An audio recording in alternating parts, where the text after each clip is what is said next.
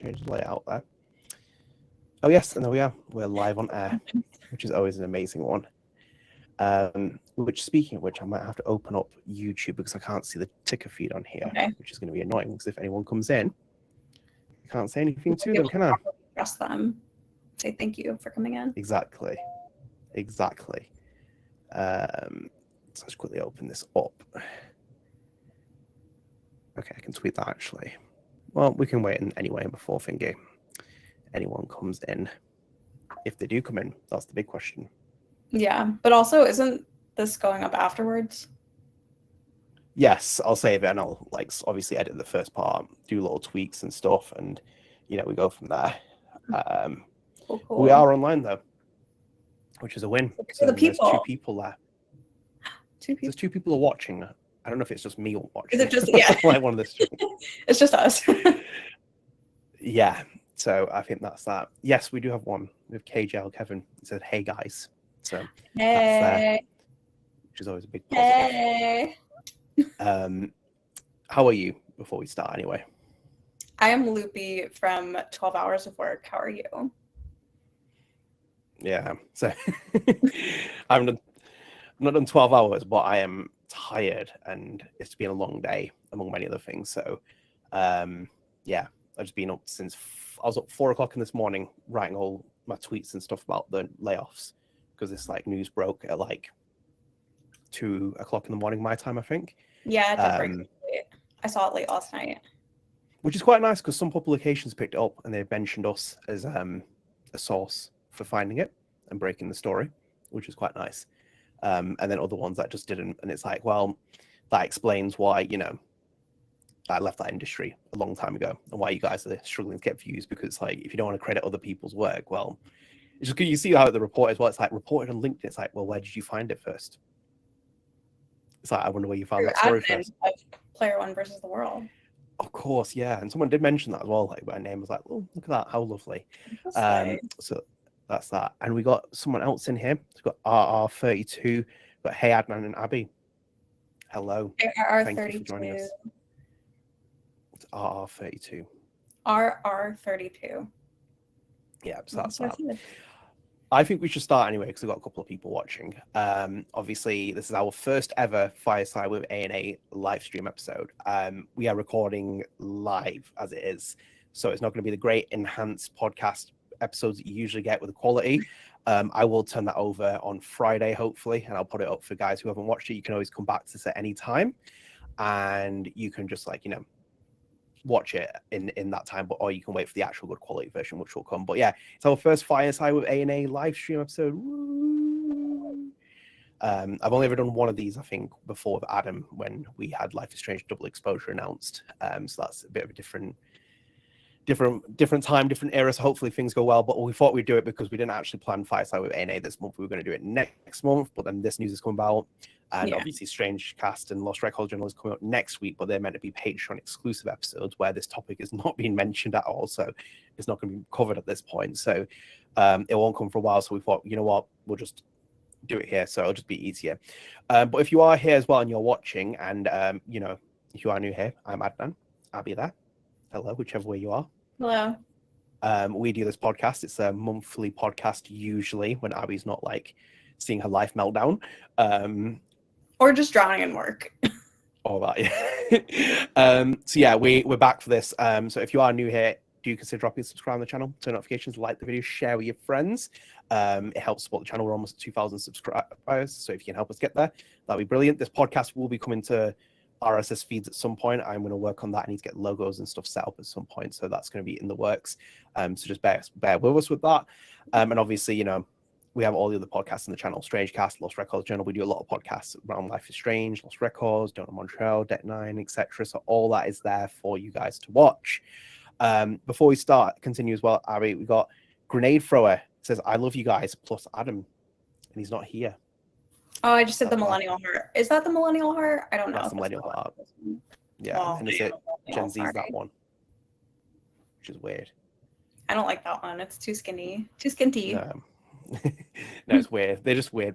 Gen Z's. That was it. That's for their phone, and I was just like that. I think selfies them like that, and we take photo.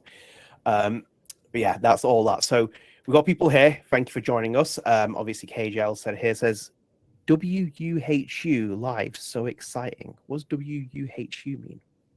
What abbreviation is that? Woohoo. Was he saying woohoo? Oh, he could get sent into the abyss there. I might throw him in there for that. That's it. Okay, we'll leave it as it is. But yeah, thank you for joining us. If you are here as well, I'm trying to watch the live feed. So if you want to get involved, feel free to put things in here. And obviously we'll answer them. We're going to talk about the Don't Nod Montreal layoffs that have happened and all the little details that have appeared from there. We got SGS36, who's put a raven, a sun, a moon, and a moth. It's actually a butterfly emoji, but we have them all there. And we have also ESTO3, who's put a waving emoji. So we've got people coming in, which is really nice and amazing to see. So thank you for joining us. Abby, whilst you're here, so basically to give you a rundown and to other people, Don't Nod Montreal has had layoffs. This happened my time, at least, Thursday morning, really early morning. I was tweeting about it, posting things out there. And it's been like developing non-stop. I think Don't Nod needs time. I got an email from Don't Nod before saying like, there's a Steam sale or something happening, or like a sale.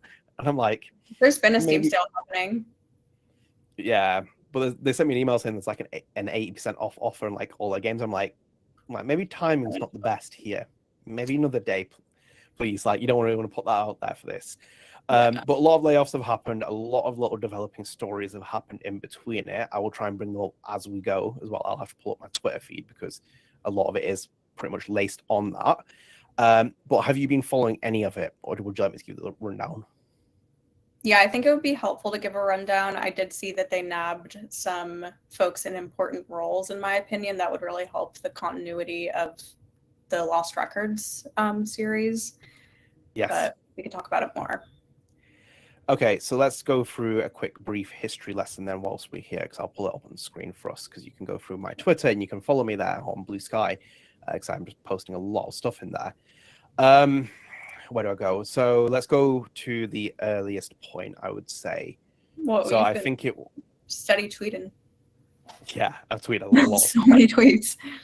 Yeah, there's a lot. I've been tweeting for like all day. So 20 hours ago from when we're recording at like 10:48 p.m. UK time here for me. At this point was when I started seeing some layoffs. They appeared on LinkedIn. And there were 2 layoffs that appeared very early. I'm looking at the wrong tweet there. I can scroll down a bit more. Yes, there we go. So the first 2 layoffs that happened were Lauren Dufresne, who's a technical artist at Don't Nod Montreal, and also Sandra Cormier, who's there as well, who's a QA lead. And their messages were there as well. So you obviously have Sandra there. Says, unfortunately, I was part of the layoffs at Don't Nod Montreal, and today was my last day. These past 3 years, I've learned a lot as a lead QA, but as part of a wonderful QA team, I never stop saying how much I'm proud of my colleagues. That being said, I'm now looking for a new opportunity as a QA lead or senior tester. Don't hesitate to reach out to me by DM. And then obviously you have Laurent there as well, who had a bit of a longer one where it says, well, it was bound to eventually happen. Sad to say that after 3 years today is my last day at Don't Nod Montreal. The omnipresent waves of layoffs in our industry finally got us after the release of Bloom and Rage. Sadly, while we managed what feels like a miracle given the circumstances, it didn't seem like enough to keep our relatively small team whole, and a non-insignificant chunk of it was lost. I'd like to say that I'm shocked, but I think the dread across the entire gaming industry in the last few years has been a constant. We've all dealt with on a daily basis. I started to feel numb too. It was a pleasure working with the folks at Don't Nod, and for all, and hope for all caught in this wave of layoffs to find something to fall back, as they are all incredibly talented. I'm going to move closer as well, actually, because I'm like stretching myself here reading these. So those are the 2 first layoffs that happened that I saw. Obviously, I imagine they were happening there unseen, but it's where I've seen them online. If you go further up, I just started tweeting some other things as well, like about Lost Records and the sales potentials and what was being said, the union strikes from last year and early this year. So kind of going up here as well, the big one was here, which was Mary Pulio, who's a principal cinematic artist on Lost Records Boom Rage, was laid off from this. If you remember as well, Abby, when we were speaking to Amelia, she was obviously talked about very highly by Amelia, Mm-hmm. because she worked with the actors. So Mary said there as well, today I was part of the layoff wave at Don't Nod Montreal, although I was participating in this dreadly fatality that is now a habit in the industry. It came as a real shock. I did not anticipate this morning when waking up and going to the studio, but there it is, no cinematic artist anymore at Don't Nod Montreal. I have immense sympathy for my fellow colleagues who received the bad news today, and I hope for the ones who still have the jobs, I wish us all exciting new projects that will benefit and respect our collective and individual talent. It was a real pleasure and motivation to work alongside such passionate developers. I will truly miss them. And also as well, Mary said as well, I'm now open to work if someone someone is looking for a dedicated film nerd with strong skills in cinematic, camera animation, camera editing, layout, direction of photography, sign department management, cinematic design. Oh, is it cinematic? There you go. A motion capture direction. Please ping me. It would be a pleasure to discuss with you. We'll talk about Mary first, actually. But I just want to pull up this as well because I'll go back to it. So I was just tweeting a lot of like little bits that were happening amid all this. So obviously this is the second round of layoffs that have happened. I don't know if it's still part of that original one, that reorganization project that was happening. So the reorganization project was announced in 2024 for you for context. Basically, Don't Nod said that 69 jobs will get laid off. It got involved with a battle with a union, the French union called the STGV. And in that, afterwards, it moved to a voluntary redundancy plan, which basically saved about 23 jobs, and it required people to lay themselves off voluntary. I think everyone did, barring one. So I think the STGV were like, we took it as a victory where, you know, not everyone's been laid off, but they saved 23 jobs. Ironically, I think it's now been lost in this amid Don't Nod Montreal layoffs, because I think it's about 16, 17 people that have been laid off. I need to double check that one and go up there. So just like the details there as well. So it was like the projects, the entire thing was rolled out, as you can see as well on the screen. The voluntary redundancy plan happened. 23 jobs were secured from that 69 initially. And we're going through as well. And also obviously, you know, Don't Nod Montreal said that, or Don't Nod said that the game was in line with sales forecasts, and it was backed obviously by a strategic partnership with Sony, but also one that was competing in an increasingly selective market. So a lot of like kind of flags there in terms of the sales and stuff. The big thing will be that Don't Nod will report its full year results for 2025 later this year. That is when full year results. You'll get your half year results. So half year results will be reported in October. The full year for 2025 will go into next April.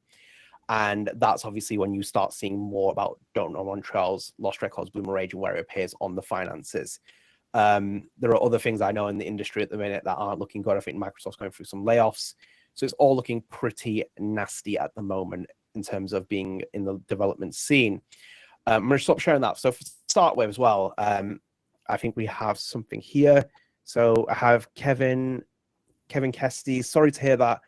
I hope everyone who got laid off finds better things. Yes, I think we also agree with that as well. And then KJL's also put, Adnan, did you share a link as you said on X?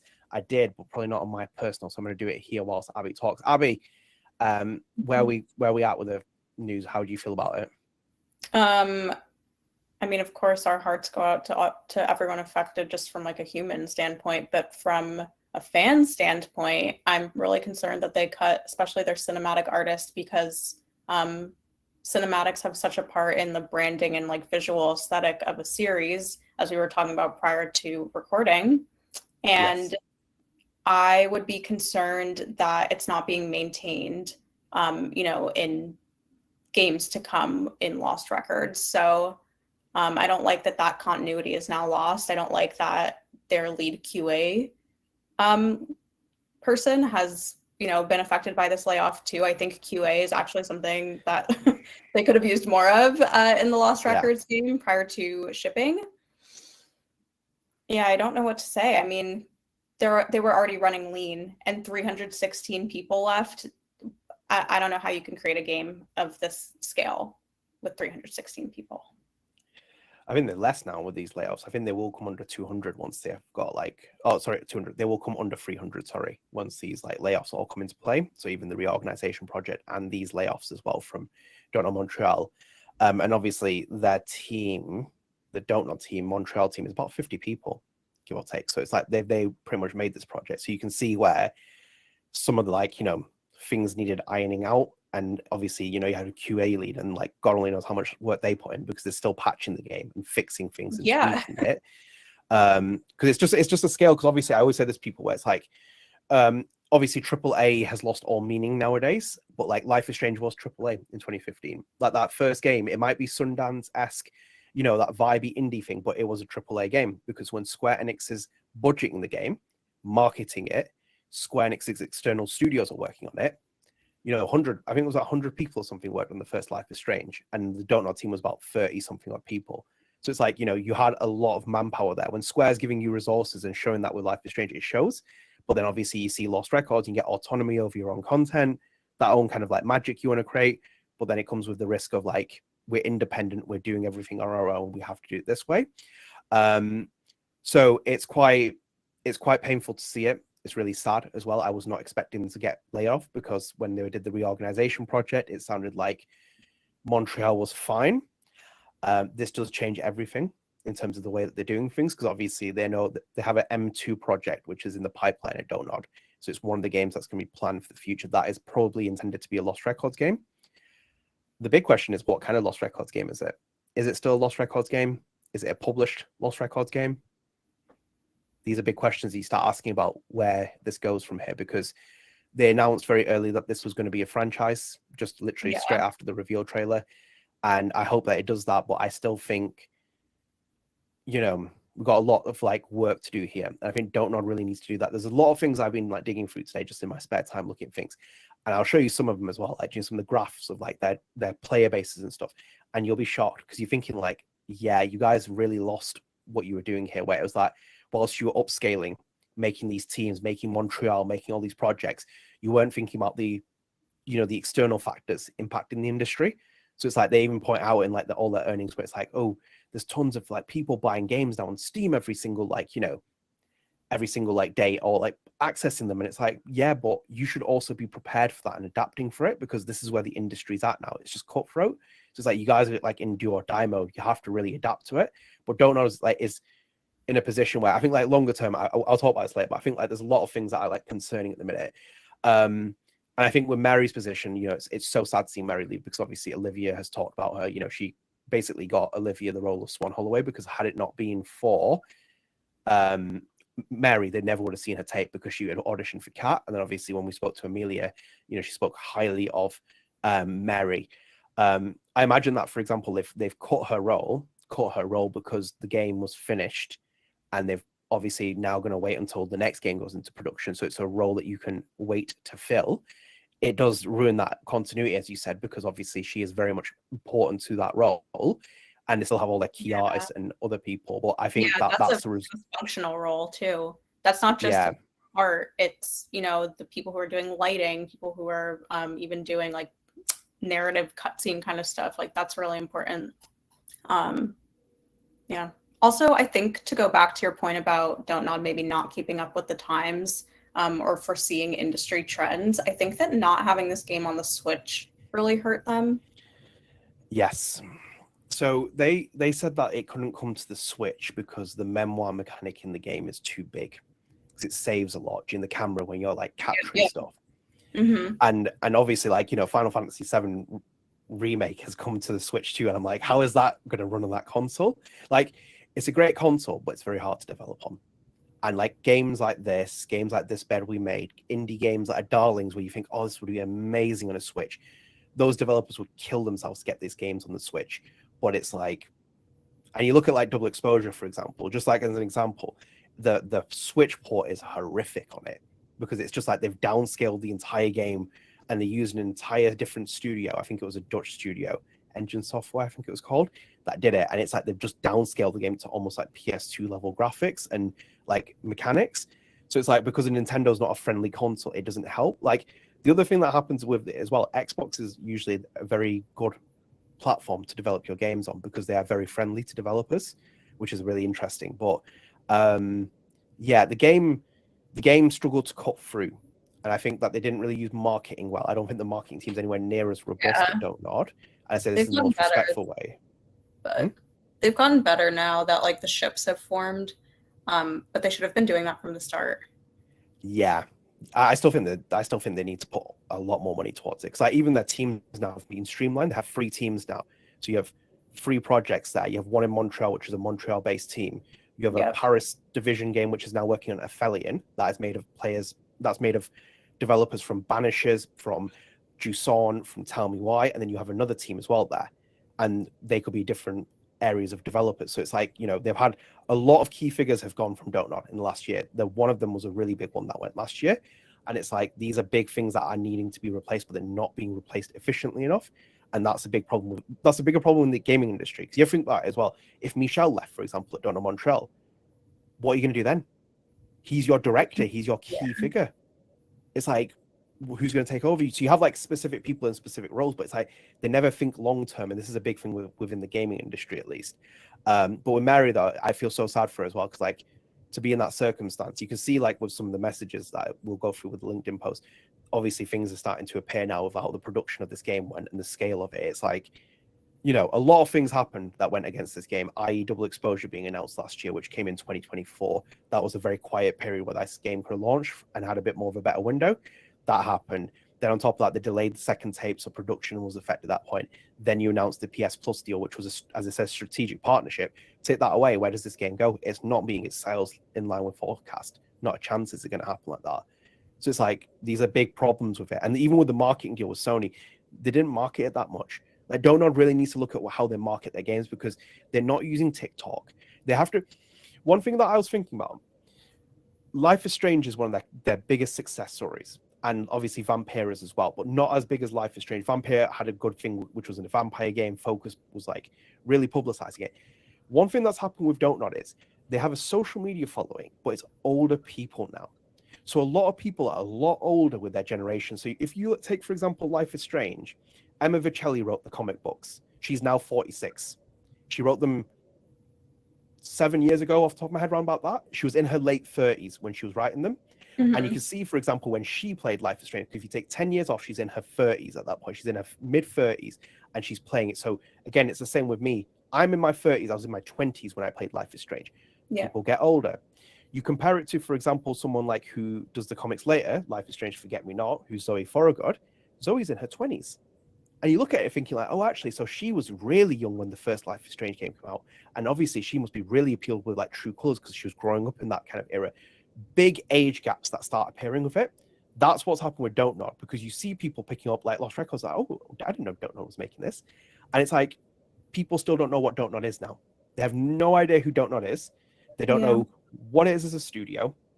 And that is a big problem as well, the messaging. You need to get things out there so people see it. They need to see a brand. They need to see what it is with Don't Nod.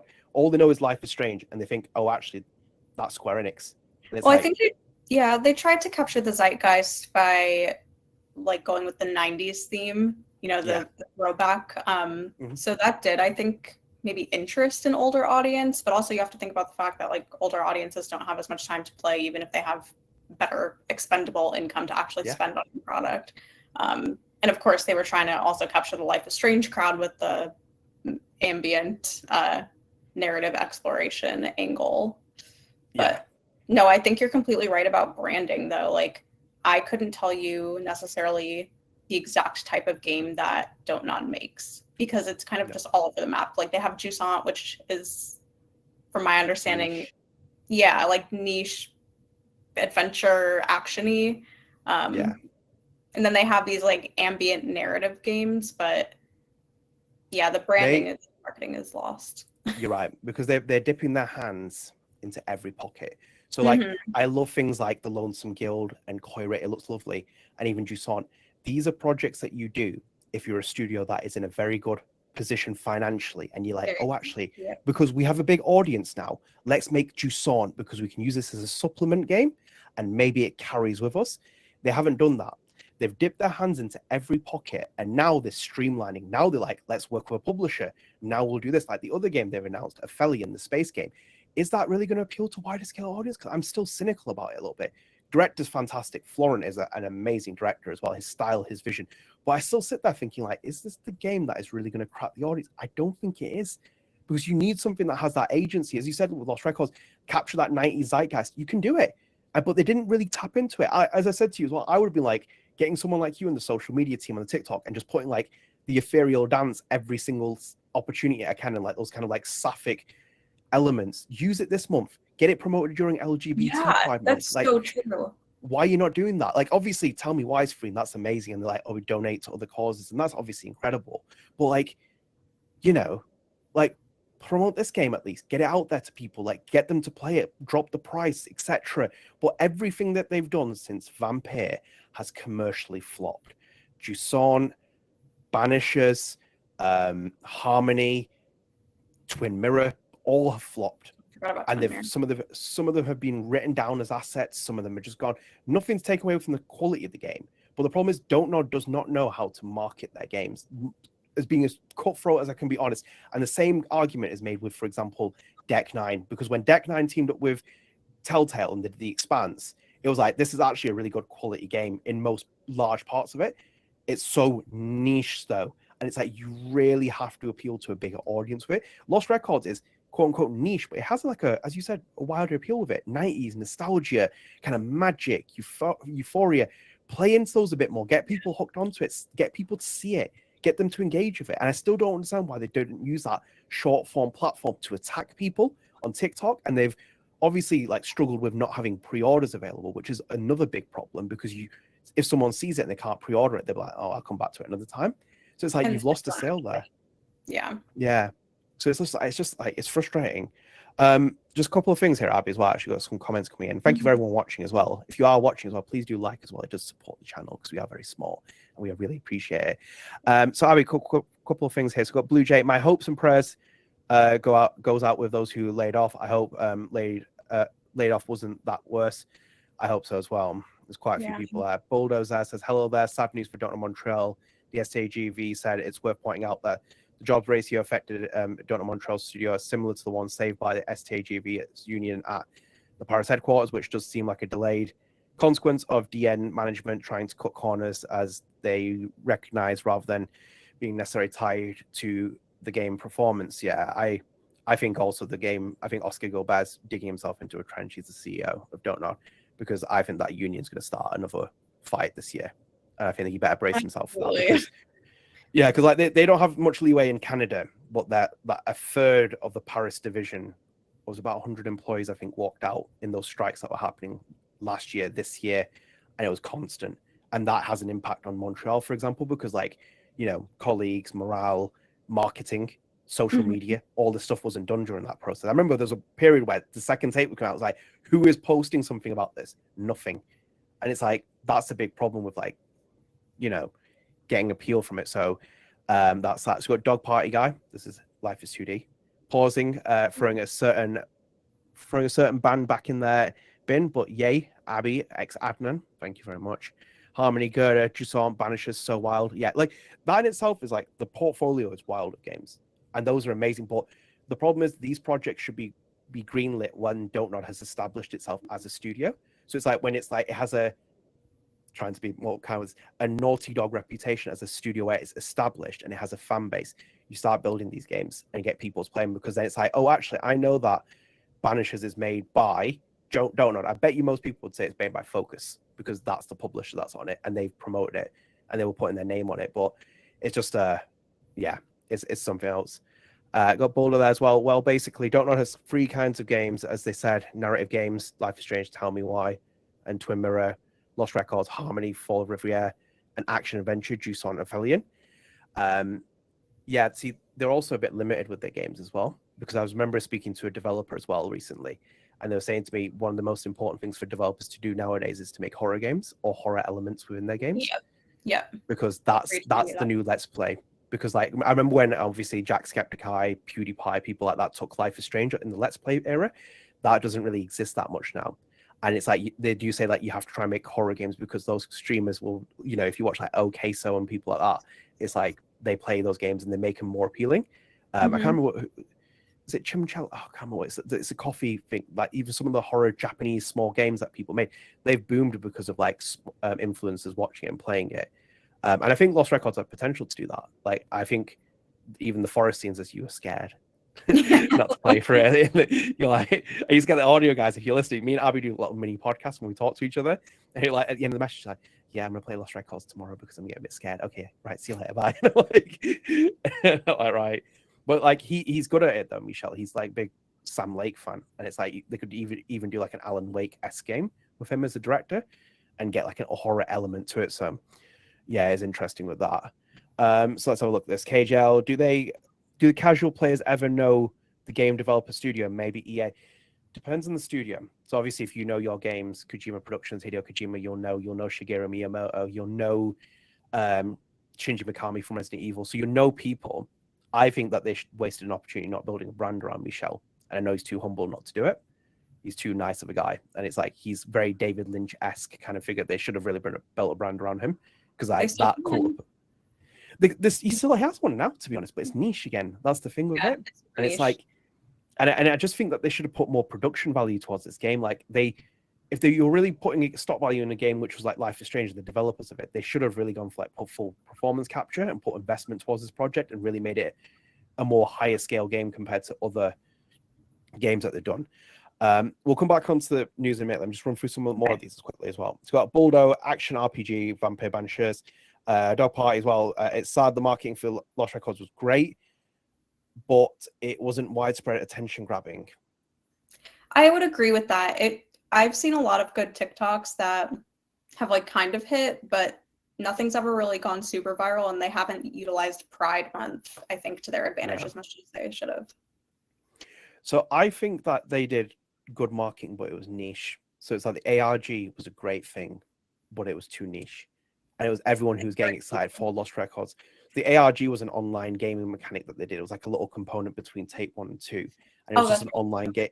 Yeah, it had the Discord messages. Discord messages would come in. It had like weekly missions, and it was following a character called Eren, and you were following that story.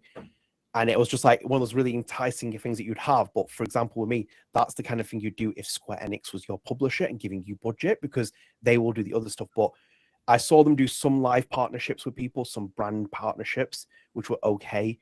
But then, as you said, they didn't use their TikTok algorithm either. They have a big following on that. Other people did. You had more success, I think, with some of the videos with like posting them where about Lost Records. And it's like they weren't using... for me as well, they weren't going back to the basics with optimal hashtags with like hashtag Lost Records and like, or games with it. They don't do it with their indie games at the minute. So Koira, the hashtag Koira, who's searching Koira? You need to search it on like Fox. It's a vague term, but you have a character in there called Mr. Fox. You have a character called Da Vinci. Hashtag it. That is a searchable term. Someone will search Da Vinci at some point or another. And like, well, actually, that's really cool that he's got a Da Vinci like reference kind of thing. So I'm just kind of like, optimize your content, and get it out there. And I always say this as well, again, I had that pleasure of doing the interviews with Low Birth Games with This Bed We Made. I've always talked about this as well. And their creative director, Olivia, he was like, we had so much success of TikTok, and they still have success of TikTok, and they do reels. You go and watch their social feeds, it's like bang, bang, bang, bang, bang. And it's like a video every time. It's like, here's Beth, and here's Sophie, and here's this character. And they do it all as gay as possible, because like that's what the game is. That's like fantastic. Yeah, and it's great as well, because you can get that, then sell it, because as you know, where people do the woke thing and stuff like that, sell it to the gay audience. That's what people want. People like, but it's true though. Like for me, I would do that at that point, because like they know what kind of game they're making, sell it on that, and go for it. Because I'm like, okay, perfect. Like this is what people want. I'm gonna sell it to you with what it is. Like look how gay this scene is in terms of in Fawn's Curse. These people are dancing. It's like and kissing in Doc Martens. Exactly. But not a friend with Doc Martens. Oh, God rest Doc Martens. Not even Max Caulfield could save that. They're taking a big hit on profits at the minute. It's like, I will come back to the chat in a minute. I'm just going to keep going on as well, because we've got quite a lot. And thank you for joining us as well, guys. It's really appreciated. We've got 28 people watching, which is amazing. Wow. Which I always appreciate. So Abby, let's just go through again. This is like, again, it's just non-stop the amount of stuff that was happening. So developers were laid off as well, as you can see there. So we had Lauren, Sandra, and Mary as well. Alexandria was left in April. Was a narrative designer. I don't know if they were laid off. I think they were laid off. The way that the messages come off, it seemed like they were laid off as well. So that's one of the other people. I was watching Don't Nod stock today. It didn't really move, to be honest, in response to the news. It has stayed where it's almost at. It's now back below €1, which is not a very good sign at the moment. I think you'll probably have to wait a day or two to see the full impact. So for context, and I've said this before, I do have a very small position in Don't Nod. Do not go and invest in Don't Nod if you do not know your research. I'm taking a different risk with this. And I've always said that once I invest out of this company, you'll know about it. I'm just using it because we're talking about it now. Usually the stock will react within when news comes out. So like, for example, I was talking to you before, Nike went up about $6 because I was watching the stock earnings come out. And it depends on certain cases. So with Don't Nod last suspended its stock in October last year when it announced the reorganization project and its other little things. And with that, the stock took a bit of a hit. It came under €1. Usually what happens with the gaming industry and job layoffs, or even any company, obviously stock moves up because investors look at it being like, oh, we make more money here, we cut resources, etc., etc. The stock has not recovered here. I don't think the stock moves properly until October later this year. Unless something wild happens that is unforeseen, it won't move now until October properly into the higher range, because it's going to be when the earnings come out, that's what's going to move the stock. It's a very volatile stock, Don't Nod. This company is not projected, last time I checked and did my running analysis, till 2029. They are hemorrhaging cash. They are burning cash. They have put so much into investment and projects. Like in itself, for example, if you were, because Oscar Gobert did an interview in February, and he was like, the stock price is amazing now to buy at this time. He's like, if you want to buy the stock and get invested in it, it's great because it's at low price. At this point, if you had money as a stock, like as a company, you'd buy back your own shares. So you'd increase the value of the stock. So it'd be like, oh, actually, let's give back to the investors, increase, like take off the amount of stock that's on the market, go from there. Instead, it's not there because they don't have the money to buy the stock as well. And it's continuing to dwindle and it's destroying the market cap. Because I think off the top of my head at the minute, look at that. They had a peak about €17. It's now under €1. I think they're valued about 10 million euros. So if you wanted to buy Don't Nod, the current price would be 10 million, but you wouldn't pay 10 million at the minute. You'd probably pay a premium. So basically shareholders would agree on it. I think Don't Nod would probably sell at about $10 if you're ambitious, or €10. So the stockholders would agree and say like, oh, actually we can sell it for €10 because that's a fine one.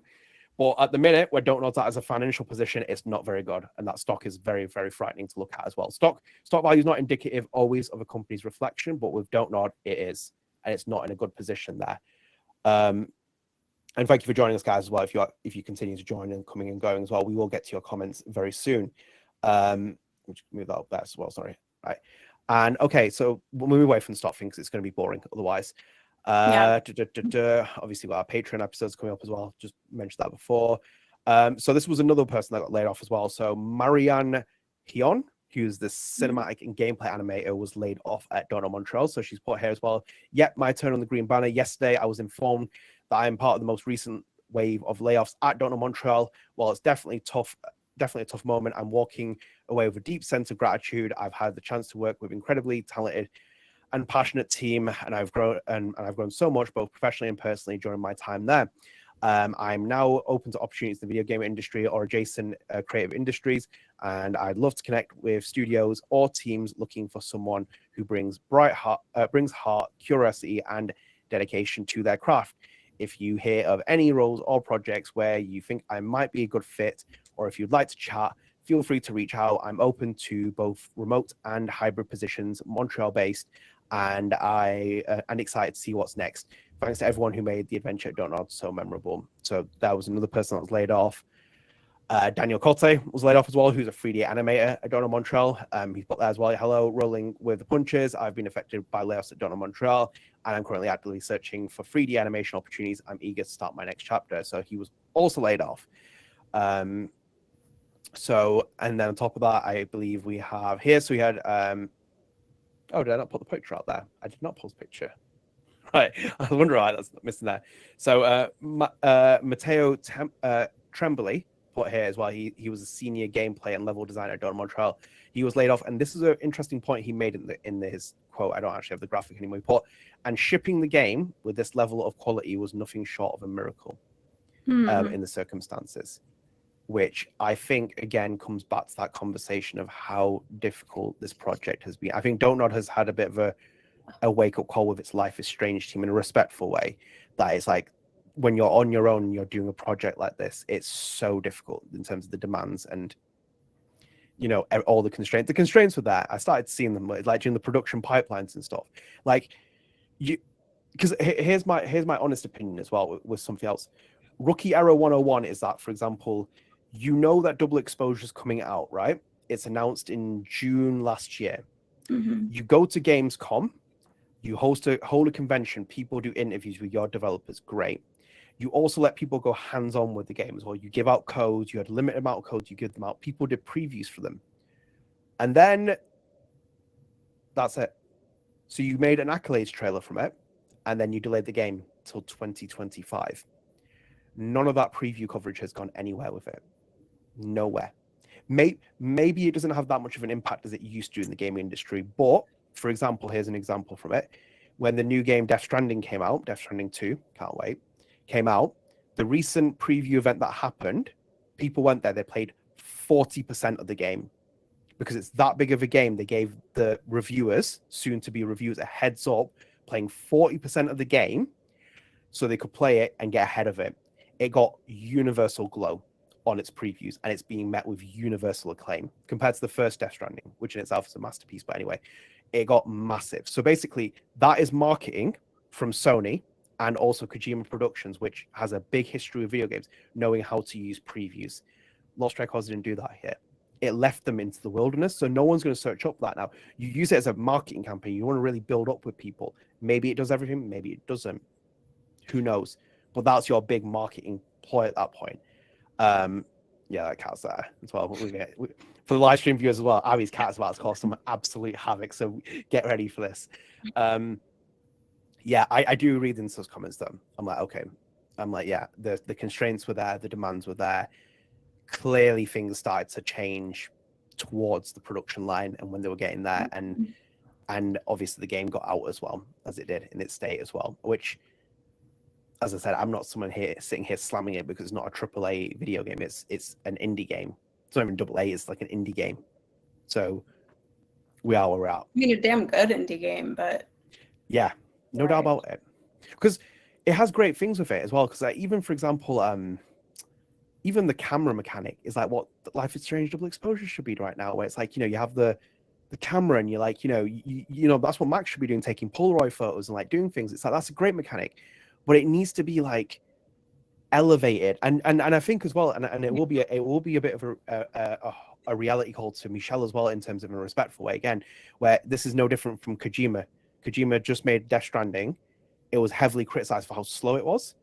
Even Death Stranding 2 is still quite slow in from what I've heard so far in the previews, but it picks up really fast, and like that's the big thing. So it's like, yeah, this was a bit too much of a slow burn. Yeah, there were times when even I stopped playing and I wasn't sure that I was going to finish the game because it was so slow. Yeah, it in a really tacky creative way. For example, you needed scenes where Swan would be on her own, and then, for example, Corey would ambush her out of nowhere, comes on his dirt bike, ends up, and then you have a confrontation mechanic or confrontation scene. Do you like the back talking before the storm? Yeah, but Swan, even if that was Swan's character. Exactly, but to kind of like liven things up. Or, for example, he chases after her on the dirt bike in the forest, and you're like running through, kind of thing. Just something like that to edge it up a little bit in terms of giving it a bit of pacing. Or like more romance, like more kissing. I was gonna say that's the opening scene for you. That wouldn't it be like, there you go. We just need like the credits afterwards. There we go, done. Masterpiece. Yeah, that's all that's there. Let me just quickly see. Oh, Adam's in here as well. Adam in the chat. My twin. Where are we up to now here? So I'm gonna go back up here. So Borders are Lost Records, No Care Thing to Dog Party. I mean, I was kind of marketing on Blue Sky. Life is 2D was doing that again. Like Don't Nod has a Blue Sky page and they don't even use it. So it's like, why do you have it? Like, why? What? So they don't have the staff for it. No, they don't. No, they don't. And I can speak for at least from experience working for big social media companies because I did a lot for them and they were very big as well, brand wise as well. and like the amount of work that you have to put into them, you have to do it to get the paying reward from it. And these companies don't do them as well. I love seeing fan arts and stuff, but you need to post original content as well. Like a lot of original content keep people engaged. I don't think these layoffs are related to sales of it. More of the fact that people are people who haven't worked who wouldn't have work to be doing for a while and trying to spread from the Paris ones. Yes, that would also not surprise me. It's sadly the case that happens to most publishers, but they have people sitting around and not a lot to work on. Yeah. Well, it wouldn't surprise me as well with that because, like, yeah, I don't know how this game is sold. It's going to be very revealing when the earnings come out, because like you can meeting in lines with sales expectation is one thing, which is that it's steady, but you're forecasting saying that it's in line with expectations. Is that good? Is it bad? Yeah, is it the expectations have been terrible. Exactly. And then in top as well, strategic partnership with Sony, which says that you did it because that deal came into place. Yeah, and I don't think it's related to sales. I think as Life is Studios said that as well, it's quote unquote in the horrible way, trimming the fat where they can. I hate that term. That's not an appropriate term, I think, to use for layoffs, because they were not the fat, they were part of the meat. No, I completely agree. It's from the business perspective. That's what they would say. I know, but even from a business perspective, like, you don't have a game without cinematics. You don't have a game of this caliber, I should say. I agree. So, like, that's the flavor of the game. And I guess the fat's the flavor too. No, they would cut every single person if they could possibly a company to make with it and cut corners with AI. I think Microsoft's coding is written about 30% AI. Yeah. And it's like they will cut. That's why that trim the fat comment. Yeah, and you can as well.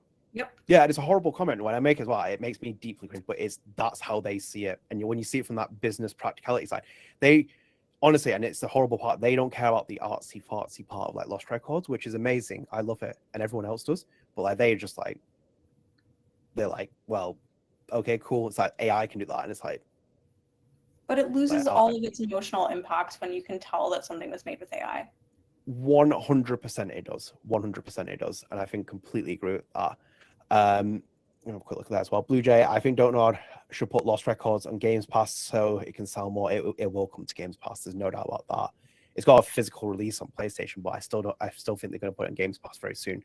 Duson's just come to PS Plus, and that's just probably making back as much money as they can possibly do at this point. Life Studio, I think Games Pass has been killing the value of games, to be honest. But the physical edition is due for PS5, isn't it? Yeah, but Games Pass is good for independent developers. Like, you're a AAA monolithic studio, you don't want to put your game on Games Pass. Like I imagine Life is Strange Double Exposure is going to end up on it soon because it's not selling well. But like, if you're what? Oh no, that's such a surprise. There's a 1-year anniversary coming up. I hope Adam's still watching this as well, and he's going to watch it soon. He's going to play it again. It's going to be fun, that. God, like, do you know what as well? It's worrying, this kind of like layoffs for Don't Nod Montreal, because it tells you about the other side of the branch. Because I'm a firm believer of, like, even as much as you don't like Double Exposure and stuff and whatever else of it, Life is Strange needs to exist to support something like Lost Records, because it gives people a reason to go and play Lost Records, because someone will play Life is Strange and they're like, what else can I play? Oh, look at Lost Records, it's great. Oh, what else can I play? Oxenfree. Yeah, it has a nice domino effect with Telltale games, with Life is Strange games, with Deck 9 games, Don't Nod games. They all have a nice domino effect. And if Life is Strange, which is the big pillar at this point at least, that's not holding itself together, it's not a good sign for the industry. Absolutely. And I mean, if I want to keep on having jobs, if like other voice actors want to have jobs, we do need Life is Strange to exist and continue existing for a long time. Yeah, absolutely. Otter Dark, mouthwashing was really good in that aspect. Am I missing something here? Mouthwashing? I'm crashing the party. Oh my god! I'm crashing the party. Oh my bitch. gosh, Adam! I don't know how this is going to record or if it's going to impact things. Yeah. Well, how'd you even get in here? I have. Don't worry about it. Don't worry about it. I'm here. I'm wearing a tank top because you're also in the South, Abby. It is hot. It's so hot. It's crazy. Yeah. So you're all going to see my shoulders. You're all gonna have to deal with it. But yeah, you guys were talking about the Don't Nod situation, and yeah, By the way, this is the first time you two have ever spoken on That's the literally same not true. on screen. here, yeah, we talk behind your back all the time. Yeah, Of we course do. you do. Of course Yeah. you do. I know that already. That's why I feed you like different information. I'm like, oh yeah, is that what you said to him and what you said to her? Like, okay, I get it. No, welcome though. Thank you for joining us. I was going to invite you, but I thought you might be angry with people after work, so I was like, I'll leave you to it. So, Oh, angry with people, like, yeah, no, well, yes, I'm always angry. Like, that's my specialty. Like, that's what I do. I just get angry at people. No, I did want to jump on because we're talking about this donut situation. Everybody's blaming the sales and all that, and I want to offer another perspective to kind of go off of this. And Abby, you work with a lot of corporate. I work with a lot of restaurants. Adnan, you do something or whatever. Whatever. You do something. Something. Yeah, you do something. It's all a mystery to us, what you do. The global economy is like not there right now. No. Right. Right now, I actually had to change jobs. So I just got, by the way, Adnan, I got the job. I got another job. amazing. Yeah, well, not the place that I told you, but a different job. Yeah. No. So job. It's cooking. But what I'm trying to say is that I had to change jobs because the last job I was at, they were losing money because sales are dropping so drastically, even at a restaurant. In North Dakota, I had a restaurant shut down because of poor sales. Abby, you can probably speak on this, like on your side of work, but like not specifically. I work in healthcare, so yeah, well, that's what I mean though. Like, I also want to offer the perspective that maybe, like, yes, sales are down because Don't Nod puts out indie games like Korra, and it didn't really go as planned, right? But I also do think that the perspective that the global economy, as it stands right now, is destroying a lot of businesses. Well, it's funny because I think it was early in the conversation, Abby mentioned about, like, you know, people getting older and not having time to play games and stuff. The cost of living is egregious as well. So it's like people don't want to spend money on a game as well, like of all things as well. Like, that's why people probably jumped on this game when it was on PS Plus, because like, oh, fantastic. Then I'm like, oh, actually, it's kind of annoying because you've lost a sale there as well, and you're an independent studio. And again, it goes back to your conversation, Adam, about Bandcamp. You get the full incentive if you buy from Bandcamp, but if you buy from like a PS Plus equivalent, i.e. Spotify, you get absolutely jack all. So, and that's the thing. Abby can also speak on this because Abby is also a musician of sorts. But yeah, you put your stuff on Bandcamp, but I also put it on Spotify to my detriment, and probably to the games industry detriment too. You put it on Game Pass, you put it on PS Plus. I still put my music up on Spotify and all that, whether I agree with Daniel Ek or not. Daniel, yuck, am I right? But at the same time, right? At the same time, that's where people are, and it's going to be pennies of my music versus 0 pennies because no one's going to buy on Bandcamp because, you know what I mean? Like, probably the same way with indie games. Like, you can either get some revenue from Game Pass and PS Plus, or you can get no revenue because you're so small. I saw Life is 2D in the chat talk about the plushies for Koira. They didn't even make the 200 for that. So, like, yeah. On top of that, why don't you just do one Lost Records with Moth Girl instead? Yeah, well, so like, cute. but that's the thing though. Like, if Koira, I guess yes. Like, to your point, like, the Moth Girl would have made those sales, right? But to the point that, like, not everybody's buying like extra things, you know, not everybody's buying the deluxe packages. I would even say that, like, if they had a deluxe edition, like, how many people bought the vinyl, which I'm hoping mine sold out. Yeah, it's not sold out. No. Yeah, not that's on Katana at least. Which I'm hoping, praying that Katana said that they're going to ship it over to North Carolina, but it still says shipping to North Dakota. Please don't. So, Katana, if you're listening, please send it to North Carolina. But yeah, no, it's just with the deluxe editions of vinyls or plushies or anything like this. I would even say 10 years ago, 10 years ago, what was it now, 2015, we were all buying like the random stuff that was coming with different games. Now you can't even buy the random stuff in grocery stores, right? Like, when's the last time you went to a grocery store and like, oh, I want to buy this the curry that I want, but then you have to like think in your head like, do I really need the curry? Do you not need the curry? Answer is always yes, you need the curry. Point stands that like the extra stuff, even in your grocery store, you have to think about, right? Where nowadays with the economy the way it is, you have to like think about every single thing. You know. I also wonder why you bought curry up as well. Yeah, no, I got my curry blocks done. I gotta buy more. I went through all my curry blocks, dude. So I gotta buy more. But also, why are you dressed up like Johnny Galvatron meets Corey? I am Johnny Galvatron. My new name will now be Johnny Falcatron, because Johnny Falcon. Ooh, Johnny Falcon. Okay, so point beyond Johnny Falcon. Okay, caw.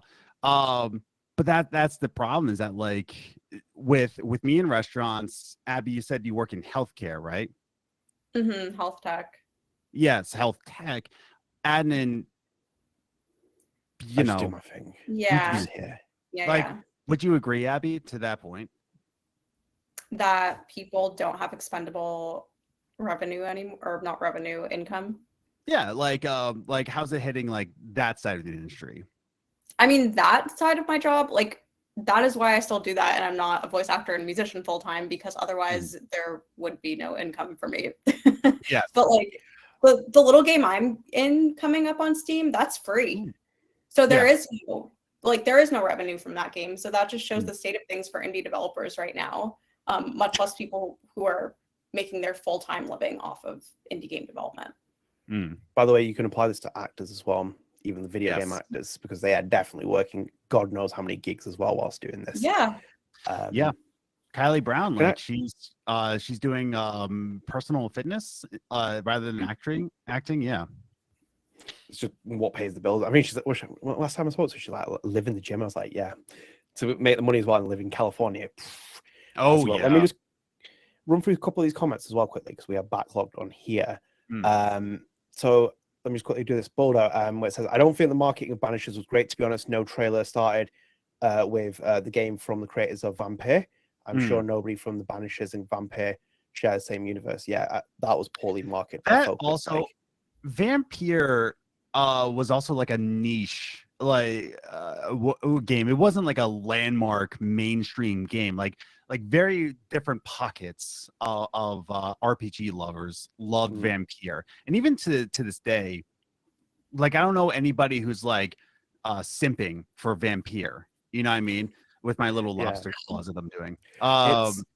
It's niche, but it's vampires, so it's got a wider appeal with it. Well, it was widely interesting back in whatever, like 2015 or whenever it came out. Yeah, back in 10 years ago with oh my God, was it 10 years already? Or no, I don't know anymore. It was 2016, Adnan. Oh, yeah. Oh, there you go. Yeah. You? No, I'm asking you. When was it? Oh, 2018. 2018. Okay, I think I was still in the Vampire era. It's Switch in 2019. No, that's the thing. It's like from the creators of Vampire isn't as big of a marketing push as Don't Nod wants it to think. But at the same time, for Banishers, it came out in such a flooded time that it itself delayed so that it could get out of the way of other bigger titles. And then when it finally launched in February of 2024, right? 2024, that like it was still kind of flooded in that month too. So we're also like our economy is dampered. We don't have enough income to like buy all these games, and on top of that, there's too many games to buy. So like there's too many things catching your attention, that being TikTok, that being Blue Sky now, because that's catching my attention. There's so many things that are like catching people's attention outside of video games, you know, that it kind of sucks for games industry in general. Yeah, you have everything there, don't you? It's just constant. It's like you're not You lose that thing, which is where we become old, the three of us. You lose that thing where you went with your parent or parents, or if your parents were just horrible people, you went on your own, swan style to a blockbuster, and you put your hand out and you pick something up and took it off the shelf. Because I remember being a kid in the backseat of my mum and dad's car, and we had no money at all, but having a PlayStation 1 game and then reading through the manual booklet and being really amazed by it and having some kind of and having feel about the game. And that's lost because you still need contact with your game, you need contact with your products, and you need choice. So the other thing happens again with like YouTube or all algorithms. If you're not picking something yourself, then it becomes more difficult. So it's like with me, when you say to me, play Oxenfree, I'm like, yeah, I'll play it because it's a recommendation and it's not being fed by something else. And same with you, Abby, when you said you would play this bed we made, it's like, it's because you're getting recommended by someone else who actually played this and you're not getting it forced down your throat. So it's the same with like Lost Records. They could have done that where they got more people to play it like that. It's like, you know, here's the game, try out, and and you know, it has a word of mouth thing, but it just didn't really have that afterwards. They didn't really kill it in that sense, which is a bit of a shame. What sucks on that is that we're having less brick and mortar stores. Like going back to music, Abby, I'm sure you remember going to like FYE or even Coconuts, and you could scan the CD and like put it on the headphones and like sample it. Like you could go through and just like tinker through the CDs. You could like sample, like you were there, you saw it. Whereas now with the digital storefront, there's less tactile looking through. There's just kind of like scrolling at this point. There's no excitement to like pick something up. Like you were saying, Adnan, there's no excitement to that or sampling. Like it's a different time we're living in, and it's an awful time period that we're living in. By the way, you know, we're still in Pride Month. Happy Pride Month. As for the time being. Yeah, speaking about terrible times we're in, just need to remind everybody, happy Pride, everybody. I know, recognize, screw those who are trying to take that away, but you know, that's not for me to say here nor there, but I'm on a live, so I'm going to say it. But it's talking about Pride as well. It's saying here as well. I'm just going to jump down the chat as well.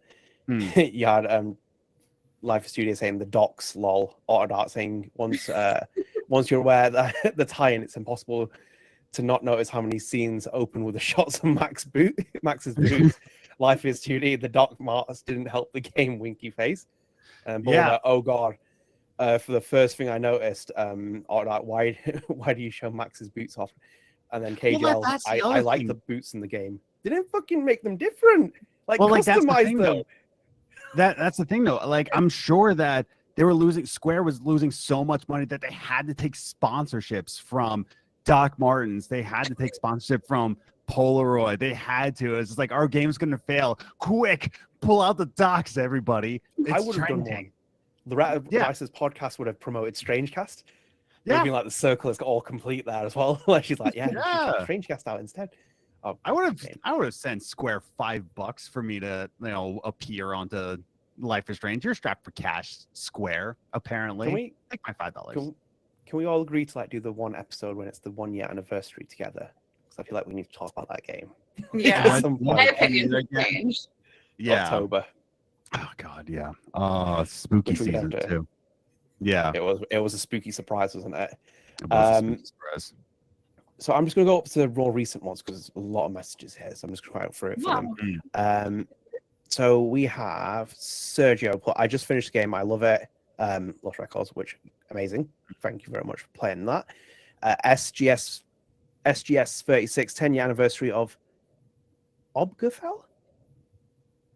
Oh yeah, same-sex marriage. Oh yes. 10 years. She's holding herself. Oh my god. That's right. It has been 10 years. Now I can get married. Yeah. That's right. You know, first. You know where I was when that passed on a federal level? I was on a Bible college trip, and I was in a bus full of students in Israel, and then just somebody shouted, "Everybody, they're allowing gay marriage," and they just start yelling and screaming. I'm just like, who cares?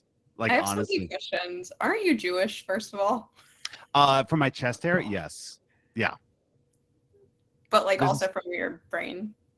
From my brain? From your brain, like from your you are Jewish, right? I don't know. You always told me you were a youth pastor, and I was like, how does that work? So fun side story on that. Like, I come from a Jewish background, Hungarian Jewish, and when I was a youth pastor, I would get in trouble in the church for introducing Purim. We should do a Purim party. Like, well, that's not biblical.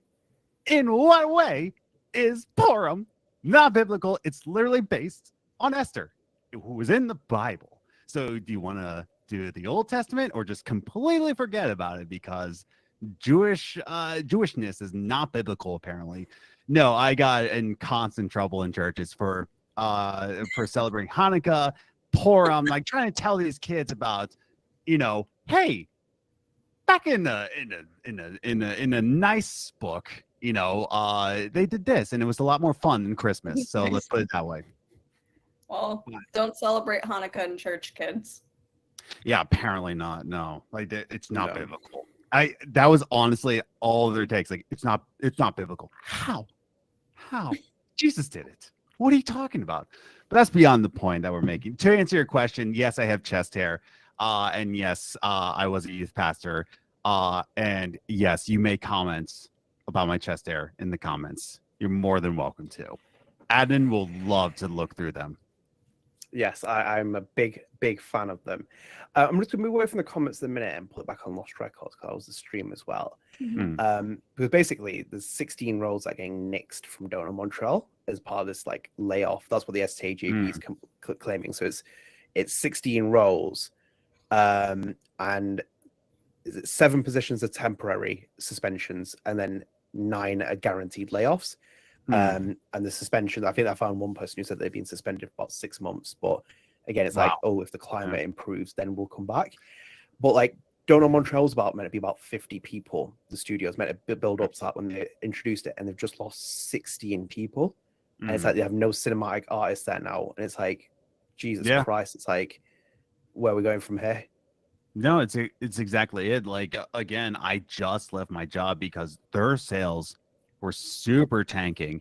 And it's just like they gave me the same kind of response of like saying like, well, if sales improve in the next, couple months, and I just don't see that happening, so it's just like it's everywhere right now. Like you would think about like, oh, we're financially set for the next year, but because inflation is such, it's rising at a rate we've never seen before in our lifetime anyway. I can't speak on past my lifetime because I wasn't born. But like in our lifetime, we haven't seen inflation rise this rapidly, this quickly. So they back at 6 months ago, Don't Nod Montreal's like, we're doing great. Cost of living is fine. But 6 months then, things start to change, sales start to drop, people can't buy their games. It's just, again, like you can't really guarantee anything anymore. It sucks. No, you can't. And it's like I don't know where they go from here, because like that 2 questions for the 2 of you then as well, because that M2 game is in production, it's in the pipeline. It's not actively in production, but it's in there. Do you still think it's going to be a Lost Records game? And then secondly as well, do you think they go down the publishing route with it? Abby, you want to go first? Yes, I think it's going to be a Lost Records game, because if you think about the 6-month timeline, they can hopefully bring those folks back, and that would align, I think, with like pre-production. Do I think they're going to find a publisher for it? Do you mean like and not self-publish? Yeah, so it doesn't go self-publishing, it gets sold. I mean, that's a risk for the story, depending on what story they want to tell. Because at least for me, and between this, I'll come to your question, Adam, as well. For me, if I was them as well, with Oski Go and them, I would literally reformat the entire company from top to bottom. So I would nix all the self-publishing projects that they're doing with external developers. So obviously, get these final ones done, get Koira done, get Talima's game done, get Tiny Ball's game done with Lonesome Guild, get them done, restructure, have your 3 teams, if not even make them 2 teams if you have to, and go from there. Because I remember there was a StrangeCast clip when we were talking, Adam, about Lost Records and sales, and I think it was about layoffs. And I think you even said, like, I think at the same time we both said, if this doesn't happen, it leads to layoffs. And with these layoffs, Don't Nod will go just below 300 people, I think, at this point. And even in a more extreme way, I wouldn't, if you said to me, would you be surprised it came down to 200? I wouldn't, because the climate is so rough and their games are so niche. And even with Aphelion, I'm still sitting there thinking, is this still strong enough to appeal to a wider demographic? And I just don't think it is at the minute. And it might even be that devil in the detail where you have to sell it to a publisher, Lost Records, and even take that bullet bite. Because it's like, ultimately, if that happens, you don't take the big hit from it, do you? Because it's the publisher that takes it. Yeah. That's why I feel like it's with Don't Nod, like with Life is Strange 2, it was never a worry because Yeah, Square took the hit. When Don't Nod became self-publishing, it was really one of those moments that like anytime you make a big gamble in life, and we're all old enough to make big gambles in our life, and sometimes it's a very smart decision and we thrive from it. Other decisions, it was wrong place, wrong time, like maybe not the time right now. But and I think Don't Nod becoming self-publisher was the correct idea. It really was. Like for them to be self-published for the ideas of games that they have and the ideas of games that they want to fund. That was the correct idea 10 years ago, 8 years ago, 7 years ago. Doing it now, because when did they become a self-publisher? 2022, 23? 20. It was 20, pretty. Twin Mirror. That was well, like that was technically self-published, but like when did they like become like all around self-publishing? Like I would probably say 2021 onwards then, because that's when the pipeline of games started to come out. Harmony, Juson, all that other stuff. So they got the idea, and even Twin Mirror didn't really sell too well, you know. And it was meant to be Bandai Namco first. They got the publisher thing after that. It was meant to be them publishing it. It then went to Don't Nod on its own. So it's like, hang on a minute. That's what I mean. I think it was the correct idea, and I think Twin Mirror was more of just like, we'll try it out. Maybe this one was a flop, and I think they had the right call. But because they're going in such a volatile economy, which is also why I say going back to restaurants. I'm very good at restaurants. I know I can run my own restaurant. However, if you're to open a restaurant in the year of our Lord Cthulhu 2025, you are insane. You're a psychopath. Like it's just not. You don't open a restaurant right now. Food costs are way too high. Trying to get good help is near impossible. If you do find good help, like your boy, they cost really a good amount of pay, which your boy is worth a lot of pay. My point in saying this is that with Don't Nod becoming a self-publisher, it was the correct move. However, in the time that we're in, you have to be a madman to become your own self-publisher. Pre-pandemic, I think they could have done it. 2018, I think they could have done it. And it's not their fault. I just think that like wrong place, wrong time. Yeah. And I'll say this much. Wrong games, even though hey, if you're watching live stream, I banked on Reverie. I banked on Banishers. I banked on Juson. Like, I love these guys. I will defend it. I will 10 toes down defend these games. It's the wrong games to come out with. I think they could have came out strong with Lost Records, came out strong with Aphelion, came out strong with like Banishers instead of niche games like Harmony, niche games like Koira, and niche games like these or Gerda, right? These are the right games to publish to show that like you have faith in indie devs. Yeah, but to start with that, like that's it. I feel like it was a little backwards in my opinion. So just quickly without Luke Ty for Studios, because he's asking about Twin Mirror. Bandai Namco was meant to publish it. They pulled out of it, but then they still stayed on board of the project because they distributed the game. I mean, it's the console versions they distribute. So it's something along those lines. That's why they still involve it. But it's technically classed as a Don't Nod co-developed game. Plus, they are handling the distribution of it. And everything you're saying as well. I literally said it to Abby before because I was saying, like, for example, if you're a studio that's making big R&D, Juson is a game you greenlit when you have a bit of extra cash and you have a brand identity and people who play it. So you've already built a... Like, do you imagine if, for example, Kojima was like, yeah, I'm going to make a game like Juson, and people like, it's going to sell because he already has a massive fan base as it is. And it's like people know that Death Stranding is going to come out or Metal Gear, whatever else it is, Death Stranding. But if he made some like niche little game, they're going to be like, oh, I'm going to eat that up. Well, he did. Like it's called Death Stranding. It's a niche little game. Like if Tell me this, and get off your little fanboy Kojima crap. But like, if I told you the exact plot of Death Stranding, however, it's being made and published by Don't Nod, would it sell? But because it was Kojima, and I remember I went on Maddie's podcast, I went on the Ham Radio podcast when that thing was being published, launched, and they were just like, I remember ACG, Angry Centaur Gaming, was like laughing at me, like, oh, I'm not into artsy fartsy kind of games. And I'm like, well, listen, this is Kojima Unleashed. This is Kojima like actually taking off the reins and taking it on his own, right? And I want him over for that, but like at first it's like, oh, it's some artsy fartsy game, but because it's Kojima, that sells. But he also did the right thing because everything he did was based on film ideas because it's a Hideo Kojima game. And also as well, when you go and watch a film, which is like a Kubrick film, you go and watch it because Stanley Kubrick's made it, not what the cinematographer has done from it. Yeah, talk about like a niche filmmaker too. You're talking about Kubrick, Stanley Kubrick. Yeah, the one that's makes all the time. The one guy that Stephen King hated. Stephen King said like, oh no, he did not. But Stephen King needs to be put in his place as well. Like, come on, Stephen. Like, Stephen King all the time. I don't defend him. I think he was okay with some of his works. Some of them are very questionable. Like, Abby, help me. I'm just gonna say that. I'm just saying that. I'm just saying. I'm gonna go into the comments here.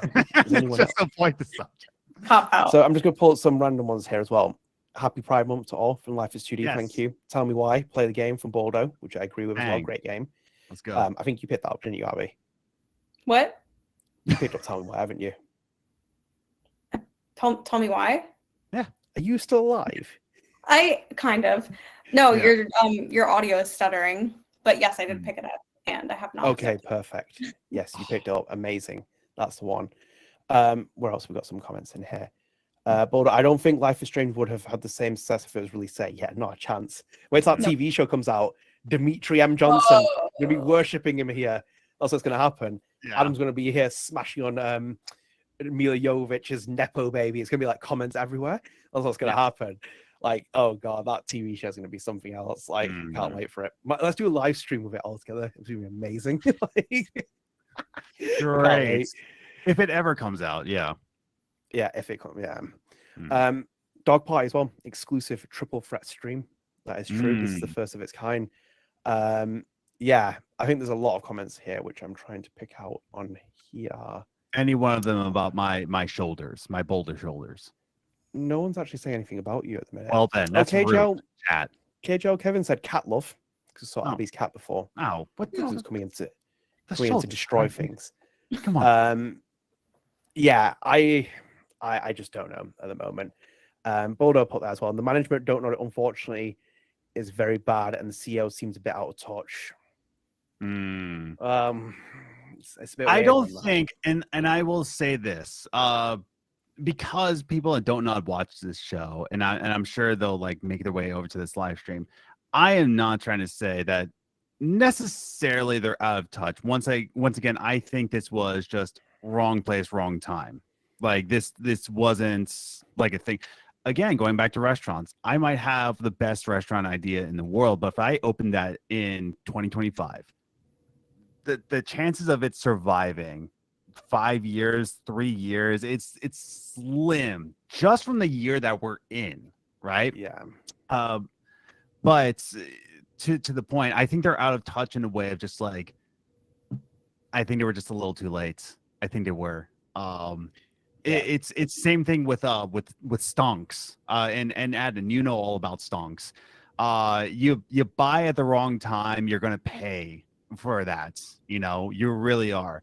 If you caught on to like a really good sale, let's say with oil, when oil was like on the stocks of like what, $1 per stock. What was that, like 2008, 2000, like all that.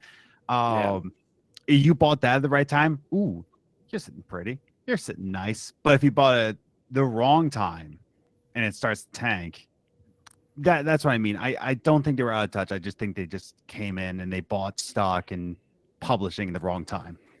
Yeah, no, they went IPO at the wrong time because they went in 2018 after Life is Strange, around Life is Strange 2's release.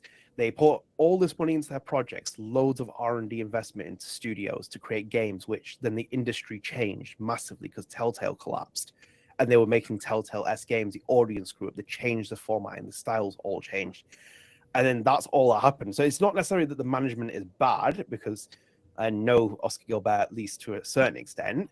I don't think he's out of touch with it. I think he's very in touch with the realities, because if he was an out of touch CEO, he wouldn't be pivoting as radical as he is.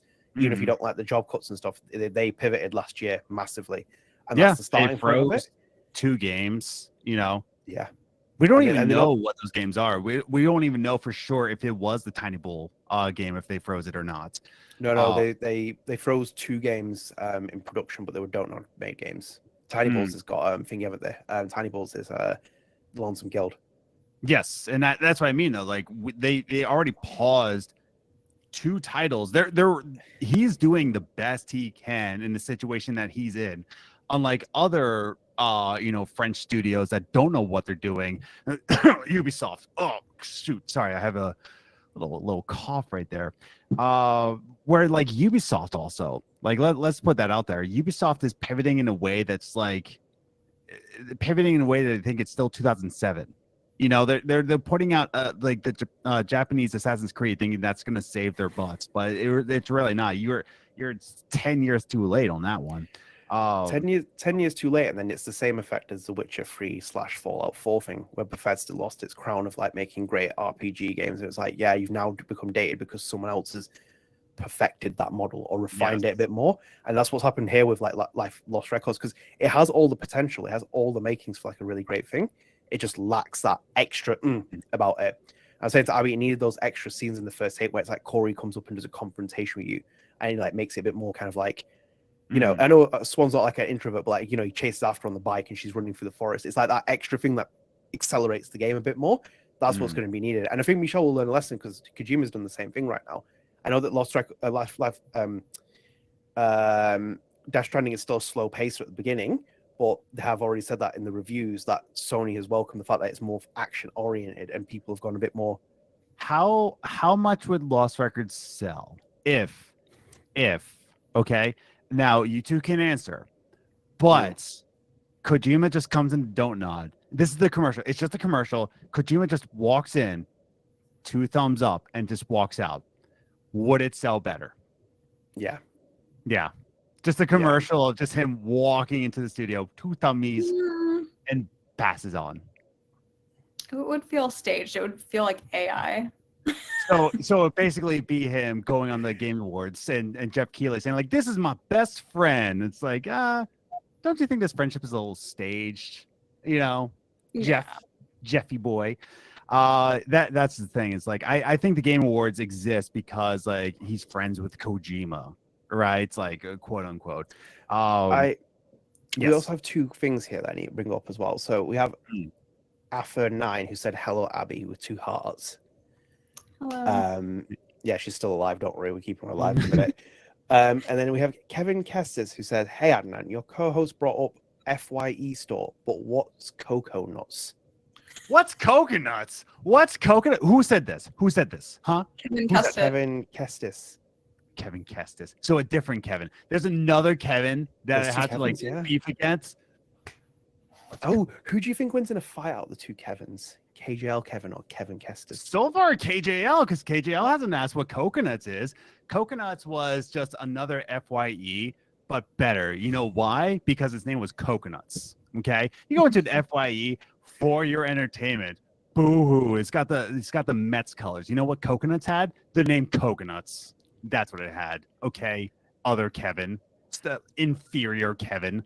So I know we're coming up for a while, and I probably don't think we're going to be much longer. But guys, if you have got any questions, feel free to put them in, and we'll talk about them as topics. Because but to seriously answer Kevin's question, it was FYE. Like it was Coconuts. But see, it was a CD store. That's what it was.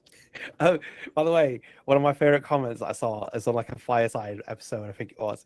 Yeah. And it was from like, I think it was from Katana Go. I'm gonna say it was them. And they were like, I have a lot more respect for Abby now that the fact that she thinks Lost Records is better than Double Exposure. I was like, thank Yeah, you. it's a cohesive story. It wasn't hard. Yeah. Jeez. Oh my god. The fact that we had to eventually brought her down, don't we? She came back to reality. Yeah. Yeah. Well, yeah, there was like one thing that I heard about Max being able to rewind in that one little part, the chase sequence, and I was like, no, that's ridiculous. Yeah. Oh god, that game. Sorry, I had Jake. a conversation with enough people. I had one person was like, yeah, the entire story is told in the third timeline in the Polaroid collectibles. It's like, name me one game where the entire story is told in the collectibles for a sequel of a game. Imagine trying to make Double Exposure 2. Yeah, you need to go back and play Double Exposure and go through the collectibles because that's how we tell a narrative story. Enough people that looked at that game thinking like, that timeline, think, oh my god. Whenever I brought it up with someone, the eyes would be rolling. They'd be like, what was that? Also, Don't Yeah, Nod so- tried to develop a 2D multiplayer game. Is that true? A 2D multiplayer. Do you know about that, Adam? From Buldo. Yes, with Don't Nod 11. Remember the mysteries? Oh! Yes, I forgot about that. You remember? Yes, it we was on a StrangeCast episode where it's Don't Nod 11. Yeah. Yeah, know what, I completely forgot about that one. You know what? Who Huh. brought that up actually? Was it Buldo?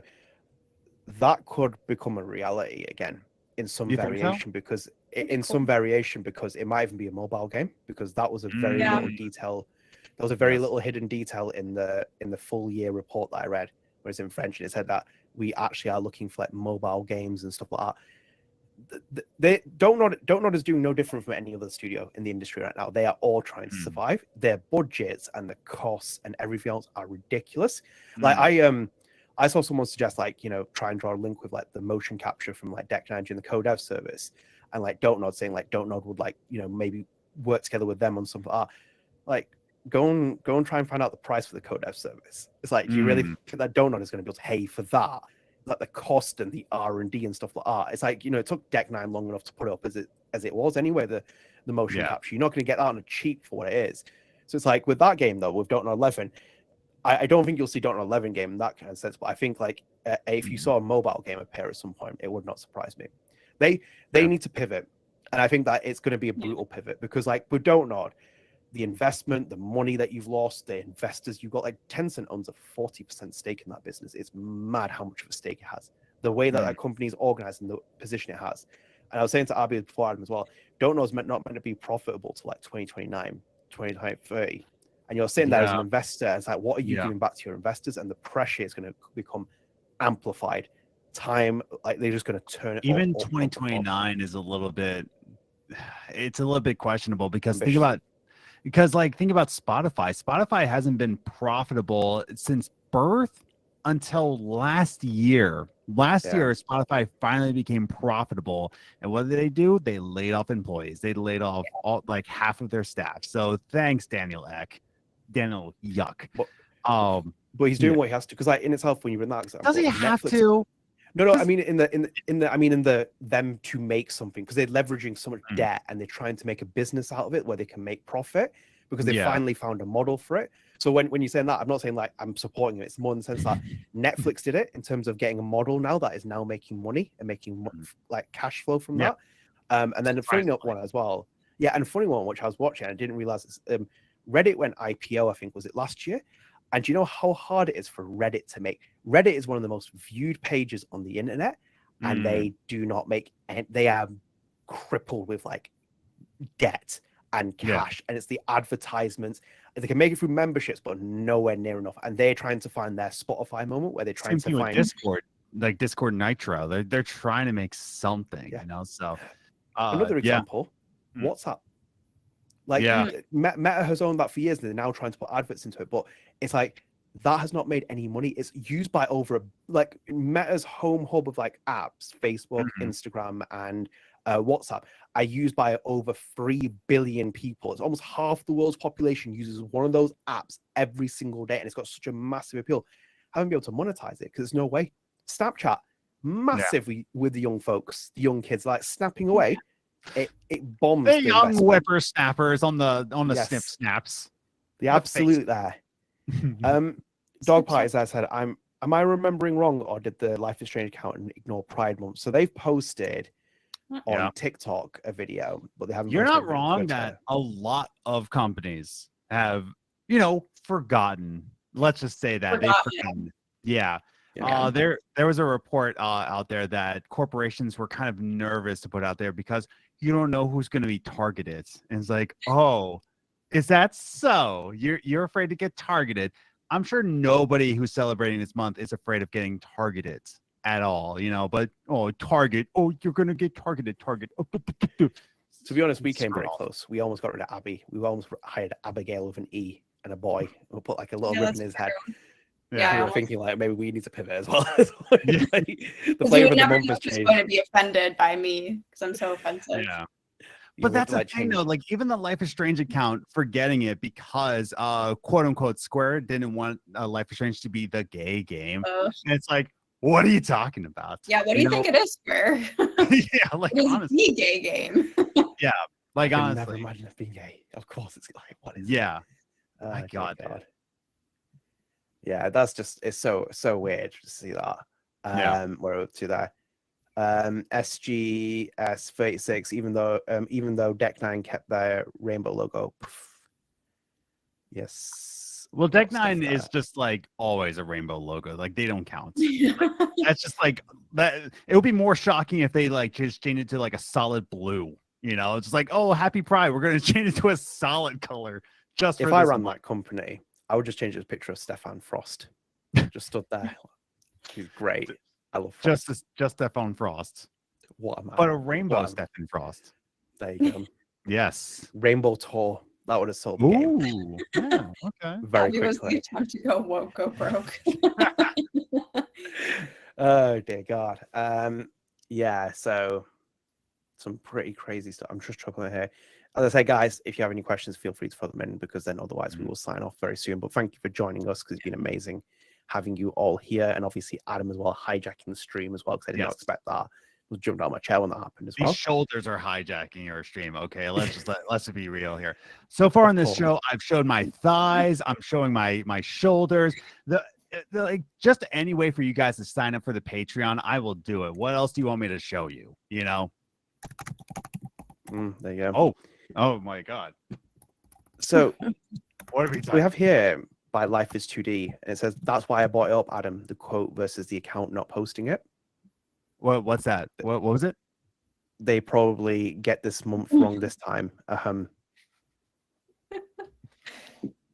What happened?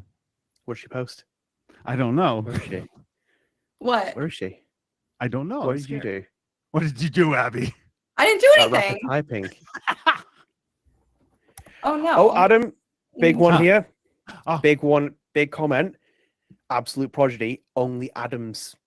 Now that could Only save Adams. Don't Nod. That could be the Yay. funding model that What's saves up? Don't Nod at this point. Yeah. What's up, Josh? How you doing? I forgot your. Just be that will be stonks at that point. Oscar Gilbert with launching Only Adams. Yes, be honest, only absolutely. Adams. Only if it's just me running the company, me. Everybody would buy it. Absolutely. I own a mirror. I know what I look like. They would so. feel compelled to if you own the company because they would want to keep their job. I mean, Dog pot. I've yelled at a few chefs here and there, so I know how to yell at people to make sure that they're doing things right. Yeah, no, it's okay. He knows me. I do know you, Josh. How you doing? Yeah, no, it is terrible. I don't like anybody getting laid off from their jobs. This is including when the Life is Strange team got only ads. KJL. I'm mad at you. But yeah, no. So like, even when the Life is Strange team lost their jobs, as much as we didn't like enjoy Felice Kwan's role in the company, like all those, I don't like people getting laid off. Like, that is the worst feeling in the entire world. What is happening? What did you find, Adnan? No, speak for yourself, because Abby is a big fan of metaphors and Felice Kwan's writing, so I'm just going to say that there. Yeah. Yeah, like Yeah. homophobic tornadoes. Little homophobic tornado. Wait, what I love happened? it. Oh, the homophobic. I thought this was like a metaphor. It's like, oh, she was just on Blue Sky, like a homophobic tornado. Yeah, that too. But yeah, no, like getting laid off is the worst feeling in the Yeah. world. I don't wish it on my worst enemy. It sucks, dude. It really sucks. So like the fact that the Don't Nod team, and we're all talking about like how like why is Don't Nod doing anything? Why aren't they pivoting? It just sucks that like people are getting laid off. Like for like in every industry, like again, restaurants, health tech, whatever Adnan does. I think he's a choo-choo train conductor or whatever he's doing out there. And yeah, you know, like everybody in England is just a choo-choo conductor. We all know that's the truth behind, you know, England, if you want to call it that. But what do you call you pharmacists again? Chemists. There is no U in colors, by the way. Just want to put that out there. And it's pronounced aluminum. Aluminum. You guys are weird. But I'm going to put this out there as well. Baldo says here, it's crazy that Lost Records did not have a lot of reviews. Did Kind of Funny podcast review Lost Records Tape 2? I'm pretty sure IGN didn't review Lost Records off the top of my head. And that is interesting as well, because I remember when Luke and Michelle went to GDC, and there's a photo of Michelle with Michelle and Luke with Greg, and Greg wasn't they didn't sit down and do a podcast with him. Yeah, with Greg, with the Kind of Funny podcast, I was listening to that when Greg was trying to review Lost Records, but it came out during a time where like there was too many games, and like he said that I would love to do this, but I had to get this review out and this review and this review. And we all saw like on this show, like we all went over the February release dates, like the Monster Hunter, the Assassin's Creed Shadows, like all these games. And of course, hey Josh, love you, Josh. But yeah, no, it's just he just couldn't get to it because of his job as a game reviewer. There was too many games to review that he just couldn't. More likely so, even so, and we struggled with this too. So I'm not afraid to say this because like everybody has put it out there. That's episode 2 or tape 2 of Lost Records. It wasn't pre-release. So everybody who's reviewing it had to get a day of, including Kind of Funny. So because everybody kind of forgot that the game had a tape 2 because it released even to reviewers day of, it just kind of like sped rolled, you know? That I think that was also to its detriment now. I think they should really pivot away from the story structure of the game in terms of releasing it separately. Like, you release it as a full game. This is where I think, for example, and people might not agree with me, where the Life is Strange formula went right way, release the game in a full way, put chapters in it, split it like that. Because when you do that as well, you can pre-order the game, because the game is available to be pre-ordered. So you can actually put it on the storefront. People can pre-order it, access on the day. That 2-month gap, people weren't coming back to Lost Records. Some people, the casuals, we're in a different climate. We're just in a different climate of how we consume media. In fact, Netflix has put out a statement that, not a statement, but like a study. I don't know what Netflix does. But yeah, like that Netflix says that people drop out of an episode within, I want to say 15 seconds. It was something ridiculous, like of the first episode. So if the first episode doesn't catch you within 15 seconds, you're on to the next one. And that's Netflix. Like, yeah, like, and that's in terms of like games, you know, like we have things like Game Pass and PS Plus.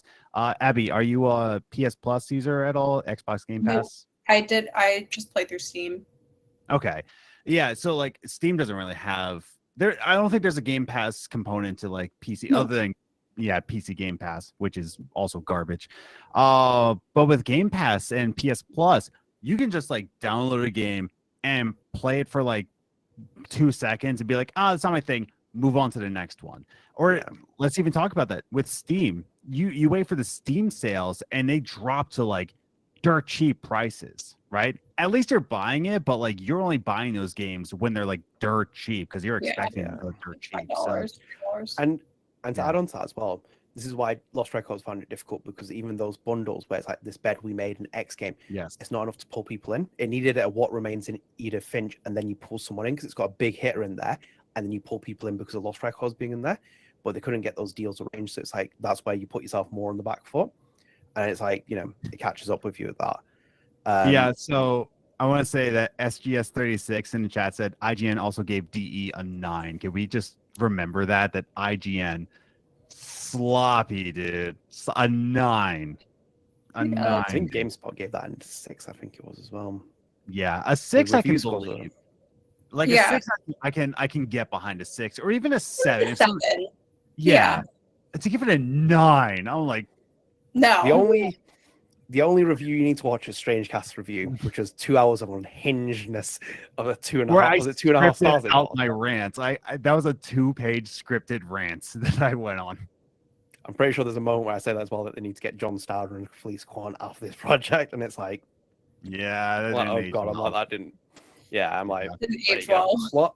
Well, I didn't say get rid of them. I just said get them off the project. That's it. Mhm. So that's it. And when I said that comment Yeah. as well, Felice's homophobic tornado protected her. It flew around her and prevented anything got from you. happening. So yeah, it's like SGS36 says that 6 was his rating or their rating, and yeah, I can defend a 6. If you gave DE a 6, I can get behind that for sure, absolutely. Yeah, I still find some of the. I've seen some outrageous takes on DE at the minute. Like there are still elements within that game which worked, and obviously we did that interview back at Shah, who's great as well, like as a guy. But it's like the project just fell apart, and the stories people will hear one day, I imagine, is going to like blow people away. But yeah, not a good game. Not. I just don't know how people are giving it. It's like when it's appearing, I was like, how is that happening? Like the only person that really deserves credit for me is Tessa Rose Jackson. Anyone who was in the creative team and Web Pickers Guild. After that, Yeah, junkie. But yeah, that's all that. So what else we got here? Oh, look at that. Kevin's back. The other Kevin 2.0. Sky. Kevin Kess says, I appreciate you answering my question, even though Adam has beef with me now. Lol. There you go. I will I don't always know have that beef one. with Kevin. Kevin guesses. I appreciate it. Yeah, I have beef with you. You know why? Your name's Kevin, and that's why I have beef with you. Like anybody. Yeah. Here's the problem with that. My best man in my wedding. Guess what his name was? You guessed it. My best man's name was Kevin. So Was it KJL Kevin that was there? it was actually KJO Kevin. Yeah, he was my best man, and now I just just drag him through the dirt now. So yeah, There you fun go. fact. Yeah, It we're was not connecting the KJO dots here. Kevin, by the way. This is like if Aisha Farrow was writing scripts here of your like trauma linked to Kevin's, like that's where I get it from here. Yeah. I'm just having a quick look. Any more questions? And I think we're going to wrap up very soon. So please do put there. KJL, big up Tessa. I love Tessa Rose Jackson. Great. She was Yeah. fantastic. Absolutely. Like great score from Tessa. Like the fact that she used Freddie Mercury's piano and just like lived to say another day. You know, that's crazy. So it just sucks that like all these great games are coming out. And it just sucks that like Don't Nod had a good vision. They still have a good vision to like really up people like Tiny Bull, companies like Tolima, right? Tolima did Koira, right? Yeah. So like they lift these indie devs up that would never see the light of day. So they still have a good vision. It's just a matter of when will it become profitable? When will profitable for all parties, for Don't Nod, for these indie game devs. It's just But that's the big problem though, because it's like when we did the reports where it said like they have long-term sales expectations in the report, and it said like it's Koira, Lonesome Guild, and Lost Records. I'm like, really? I'm like, you can't sell that to the investors. I mean, like the investors are reading that, but there's sales expectations for one of those games, and that's about it. It's like, come on, man. Oh wait, Baldur's put here. Adnan did even show his Lost Records vinyl on webcam. What a shame. Did he say Adnan? Yeah, Adnan did not even. You have it? You got yours? I sent you a photo. Oh yeah, you did. Yeah, I forgot. Yeah. It's amazing. Oh, it's beautiful. Is it holographic? No. No. Just nice and printed, and the It would inside's be amazing. cool as if it well were for though, it. very 90s. Yeah. Oh yeah. That's nice. So cool. I really, really hope it's shipping to the right address for me. It's so cool. Even they the poster's said they cool did. inside as well. Oh really? Yeah, the posters. I Yeah. don't want to pull it out because it's like it takes forever to pull out. Yeah. Actually, let's see. If we can- Here's see if the we can- biggest question, Adnan. Did Yes. you or did you not get a vinyl player yet? I have not got one yet, but I will buy one because I want to get the Death Stranding 2 vinyl as well. So I've seen that. Yes. It comes out in September. So I will be like on the beach listening to it on On my the beach. vinyl and just be like done. Mhm. Turntables aren't that expensive anymore, and you can get digital ones. Yeah. They are yeah. not expensive. You are right, Abigail. That is Yeah, the just one. don't get a Crossley. Anything but a Crossley. Jesus Christ. Try to pull this poster out. Come on. There You we can go. do it, Adnan. Big All Admin rooting for you. power, dude. The Thank whole you, chat is guys. watching you struggle. Thank you, guys. I appreciate it. Mhm. The vinyls are gorgeous, though, like the actual like designs of it. And here is the lovely Sam Bradley's artwork. As he is. Yay. Legend. Friend which of the is very show, cool. Sam Bradley. How you What a doing? man. I would shake his hand 100%. I would Yes. spit at KJL Kevin, but I would shake Sam Bradley's hand.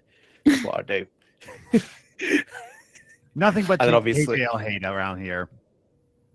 And then obviously inside as well. And you got quotes there from Ruth Radley, Nora Kelly, Michelle Coe, and also Milk and Bone, which is really cool. So it is Yeah. amazing. 100% Yeah. worth every penny. It's one of those top tier ones. They do. Mm. Because Kid Katana slaps, man. They really do. They slap these Yes. finals where Yeah. they do them. The Toussaint vinyl that I got, it was amazing, dude. Like the sound Yeah. quality, on the vinyls are like really stellar. So I can't wait to like throw mine on my vinyl player that I have, unlike somebody who has vinyls and doesn't have a vinyl player.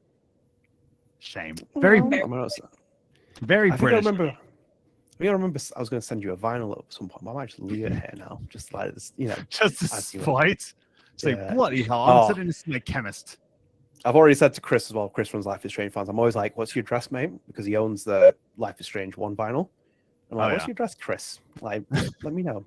Me, Adam, and Abby come in a truck, like driving down. It's like, get that vinyl. He owns that vinyl. I'm so jealous. It's so amazing as well. I can't believe that was like limited edition promo. I shouldn't have been investing in Pokemon cards. I should have just been investing in Life is Strange vinyls to resell Yeah. to people. That would have been that's the business there. I would like Yeah, to point so- out, by the way, that it is currently 7:30 Eastern Standard Time, and right now the feel temperature is 105 degrees. Yeah, same here. Yeah, It's really hot. it's dumb hot. 105 degrees Fahrenheit, by the way, Adnan, for you little Celsius freak. 105. I don't know what that is in Celsius. I don't do math. 105 Just degrees because you Celsius. come on here looking like Johnny Galvatron and like you're just, like running He the show calls here. you a Celsius freak. 40.5 Celsius. Is that hot? Is that hot, Adnan? He was complaining about Anything it is 70 Fahrenheit. anything over 20 degrees here is hot. You do not know it. You'd burn alive. Wait, like what? How do you read your temperature in winter? Like what's the temperature in winter? If like It's 40 cold if we don't go outside. yeah, but like what is that in Celsius? Like what's the temperature usually in winter? It's like below like 10s usually. Yeah, negative Like, 10. It does very rarely goes into negatives, like when it's like snowing, but it's usually like in the 0 does to 10 Celsius range. work For the then? sake. How does like I don't who does I don't know. Ugh, You guys do metric weird system. things though. We love our imperial systems. Gotta love measuring in quarts and liters. It makes so much sense feet. here. Yeah. Yeah, you guys are just weird. The only thing that America produced which was great was Steph Triverson, and after that it's like it just regressed since What about Adam? Yeah. No, That's he not hates I don't know. Well, he's Yeah. Hungarian, so Mm. like You're he's what? not American. I'm- He's, I'm, he's Hungarian. Yeah, second generation born here in the States. Wait, but you And were you- born here in the States. I was born here in the States. He just doesn't Okay, like I was American. second generation born from Canada. Exactly. So we don't accept Canada. it. There we go. We solved the Oh, debate here we here. go. Oh, Canada. There we Yeah. go. Maple Okay. syrup lovers. Poutine. Who even enjoys poutine anymore? Oh, poutine's good. Yeah, it is good actually. Never mind. Yes. Seems like other folks Yeah. are dealing with hot weather too. Yeah, I could not do poutine right now. Like in a 105 No. degree. No, couldn't pay me enough. Tim's cup weather. Yeah, Adnan has never tasted poutine, by the way. Yeah, because I live in the UK. Yeah, Like, what's wrong with also, you? it's not that different from chips and gravy. It's just curds and gravy. Yeah. Like, you know. No, Adnan, you put beans in your Chinese food over there, so you don't get it. But like, I've seen the pictures; they have beans. Why'd you put beans on it? Right. Let's just be very clear here. Considering what you guys have, Yes. never ever question the food that we have here.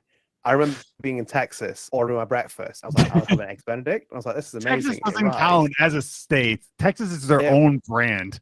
It arrives, and I'm like, okay, this is amazing. And there's a massive side plate of hash on it. I'm like, what is that doing here? Who puts hash with an eggs Benedict? It's like half the plate. I'm like, what's going on here? Yeah, I almost died. I almost died leaving the AT&T Stadium. I was like, I had a Coke that was this big, like this. Yeah. Why does I can I get a large Coke? And she comes over like this, and I'm like, does it look like I want diabetes? And she like starts laughing, and I'm like, that's not a joke. Yeah. It's like, do I want diabetes here? Like from and there are Coke people here that will not drink anything less than that. Like I when I was running a coffee shop, and I was like, oh, we can like have a small. Like I don't drink anything less than a large. I'm like, okay. I didn't know we're just like trying to compensate for a little something there. Large it is, I guess. So yeah, a lot of people will fight to the death to get a large drink out here. It's stupid. For sure. And also as well, because we're almost going to 2 hours and we've never done a fireside this episode this long. No. You have one final round, guys, watching. If you have any questions or topics we'd like to discuss before we sign off, because then we're done. But thank you for joining us. And if you are watching, what body part would you like me to show on stream? Answer it in the comments down below. Anything that does not explicitly ban us from it. It won't explicitly. I'll blur it out live. Don't worry about it. Feel free to ask any questions, commenters. You can also ask about Abby's love life if you want as well. There's a lot of good questions there to be thrown. Never a dull day. Never a dull day. These boys hear too much. Yeah. It's fun. Honestly, guys, you could like if Netflix wasn't in the era where it's just like convoluted content, this would have been like prime TV. 10 years ago, Netflix would have she would have been the star. She would have had her own like Hall of Fame star. She's upset while she's doing it. She's like crying. I mean, Adam, like just put your hand down on the star. It's like, come on. It's like your life is just great drama here. It's like, there you go. Oh, Josh is in the chat saying, Adam ready to alienate another country. Which country would you like me to alienate? Put it in. We've already done the UK and Canada. Canada. Any country, I'll alienate right now. Please put USA. Please put USA. I would love to alienate USA. Please, in the comments, let me alienate USA because we're not doing so hot as a country right now. I think you should alienate Austria. Oh yeah, I will alienate. No, Arnold's from Austria, so no, I can't. Sorry, buddy. Not Arnold's country. Absolutely not. He's my real dad. By the way, what's Kevin say here? This was very fun. Maybe you should do the Patreon podcast also live. Well, the thing is though, the Patreon podcast we are going to record on the weekend. Abby, you're free to join if you'd like to as well for those, because we're just going to do Patreon questions. Every single topic is by him. He's bought every single topic. Wait, really? So far. Yeah, it's just him at the moment. There's like 7 people signed up to it. It's just him. He's put like 14 topics in there. Like, great. I'm like, is anyone else going to ask a question here? I'll put something in there. Obviously, greatly appreciate the support. Thank you very much. But it's just his podcast at the minute. He couldn't get on Rage Records anymore. Now he owns the podcast. Yeah. It's like fantastic. It's like that.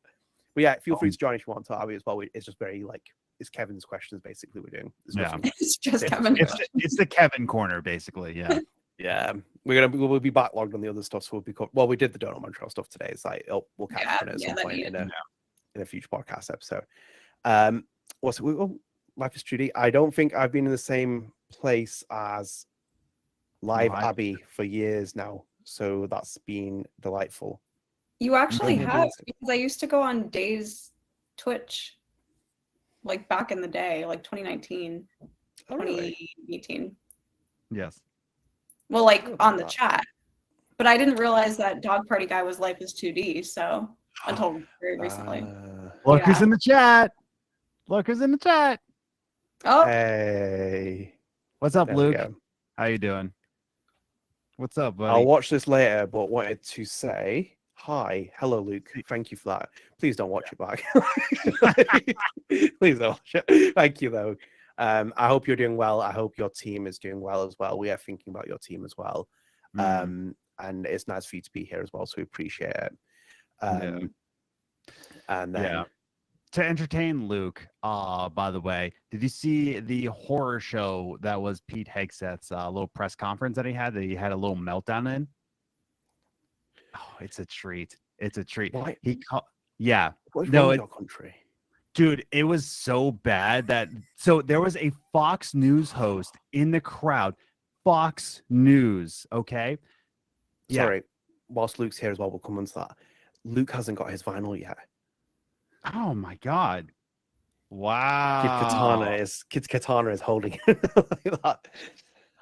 But yeah, I think Luke as well, if you're watching this, I believe Adam actually stole it. He was like, I don't like bassists. Especially en route to him right now. Yeah. Anything I don't like- that I can take from the hands of a French Canadian, I will take it right there and then. Like a lollipop from a kid, I will take it from a French Canadian any day of the week. But anyways, back to Pete Hegseth. There was a Fox News host in the crowd, and she asked a valid question, and he's like, her name was Jennifer. And he's like, yeah, well, you know, we were watching a thing, and let me tell you, Jennifer, you've been the worst. You've been like taunting Trump all day long. And Jennifer's like, the hell are you talking about? Like, this was a Fox News host. And Pete is just like, yeah, you're the worst. I'm like, obviously, he didn't really realize that she was from Fox News. Just saw that, oh, a woman in the crowd. I better attack her right there and then. So no, it's a treat and a half. If you find clips on like TikTok here and there, like I went through, it was a 42 minutes press conference, and I just like fast forward, just like random parts, all of it, just blabbering like a little toddler baby. I was like, oh my god, we're in the long haul here, but Adnan is safe with his chemist choo-choo train, of course, beans in his Chinese food kind of day. I'm always safe. And yeah, chat, say hello to Luke, because Luke's in the chat at the moment, so say hello. It's always nice to see him here. And also as well, thank you for the comments as well. I got Kevin here as well, Kevin Kessler, who said here as well, thank you for talking about the other Don't Nod games. I don't have anyone to talk about with them with. I feel like I've lived under a rock, found new information from you all. So yeah, thank you. I'm glad that you joined us. We are here supporting the Don't Nod vibe, and we always enjoy talking about Don't Nod, which is always good. I can't believe Luke still hasn't got his vinyl though, which is crazy. Yeah, I have a question for Luke. Luke, we've been talking about which body part should I show live on chat? Please, Luke, tell me which body part, because I've shown my thighs, I've shown my shoulders. It's Luke's choice now. We're waiting. Luke's I just Buffy. said Buffy. Because Buffy is amazing. He's amazing. Well, he has never body part. That question. He has never watched the X-Files though, and he's friends with Michelle, which blows my mind. That's like me being friends with Adam and not listening to music, or me being friends with you, Abby, and like not liking Lesbians. Yeah. I needed something there. Thank you. Yeah. Or your cats, for example. There we go. Like it goes down to that. I think it's not like you lesbians, it's more valid. All that as well. That would be like a little twist in the words, wouldn't it? It'd be like that's something. Actually, do you know what as well, guys? Before we go those here as well, I saw a question here. I need to see. Here's a big one. Boldo said, "More questions, okay?" And the question is, and Abby loves this question: who killed Safi? Does the writing team even know? Not by the end of the game. Not a chance. So working that out, I will get back to an answer with you guys. It'll be on my gravestone. It'll be said there with the answer. You'll have to like wipe it away. It's gonna be here. So Luke says my little toe, and I'm not sure how I can show that on stream without showing the other. Just the little toe. Just a little toe. You know what? This one I will back out from because I actually didn't clip my toenails today. So this is one of those days where I'm like, dang, it's not the right day to show my little toe. I'll show my earlobe here as well. If he's watching this as well, he could join this. Can he? The link is there. Yeah, I have the power to join. I can just like get my way onto this pirate ship right here. So, by the way, earlobe. But my little toe, that little goblin little foot stays underneath until I clip my toenails because I forgot to today. What a day. What a day. Yeah, we talked a lot about wrong place, wrong time, and this is just kind of one of those things. You know, You know what sucked the most is like yesterday I went to my job interview for my new job, and this little shiner right here. Oh, guess what? It was a whitehead right before the interview, and I was like, "That's amazing." So it was just like so embarrassing. So I just tried to like talk like this, like, "Yeah, no, I love cooking. I love doing everything. This just don't look at my lip right now. God dang it!" So wrong place, wrong time. Gotta love it. Easy peasy. Right is not that hard. Yeah, it is. If that Luke's hard. still in the chat as well, who's your favorite Lost Records actor? Let us know. We won't tell Mm, anyone. Ooh, sorry, Yeah. right. Causing some drama here. Who's your favorite? It's just cool. I don't know. I'm glad that he's here. I'm glad that I've loved that game. It's amazing. Yeah. It's been appreciated. And you're always welcome here as well. Yes. Save your place. Obviously, your prime Yeah. guest, along with Johnny Galvatron. But Yes. that's for another My time. twin. Me. It will be me, Johnny, and Falcon all in one podcast. And you know what? If he's still here as well, and he's in the office or something, and Michelle can listen to this, Michelle Cohn needs to meet Adam. That is the Yes. meeting of the world that I want right now. That's going to be like, that'll be like Nora and Swan on a podcast meeting. That's what it's going to be like. It's just going to be like, and I can You just still imagine tell me to Michelle's chill the entire time. He'll be like, Adam, I can't. No, stop right now. I'm like, I can't. I have ADHD. This is just what I do. I just goof around and pay bills. That's all I do. God. Yeah. Oh, he's Oh, got favorite there's Kat. He's Oh. got favorite act. Oh, Luke has responded. Favorite actor. We'll tell on the podcast. I have to run. Really love your work. All. Hope to finally talk to you soon. I hope so as well. Yes. Thank you, Luke. Appreciate it. Thank you. Sorry, I couldn't show you my little toe. Our thoughts are with your friends at Don't Nod Mm. and also the people who have come and gone. And I hope you guys are all doing well because it's really important for Yeah. that. So thank you. So yes, there's that. But yes, it'll be very exciting when he comes on here as well. That'll be something as well. We'll get some base slander sorted as well from Adam and see where things have gone there, where he's just dissed everything. Well, with Michael Kolch. Michael Kolch. That's going to be Yes. something. Michael Kolch. I have the questions here. This is why people need to come on our podcast and have conversations. I ask the good questions. I'll be like asking Michelle this question and that question and the boring questions you see on the other streams. Oh, Michelle, what's your favorite color? Gone. It's going to be good questions. Michelle, is there a U in color?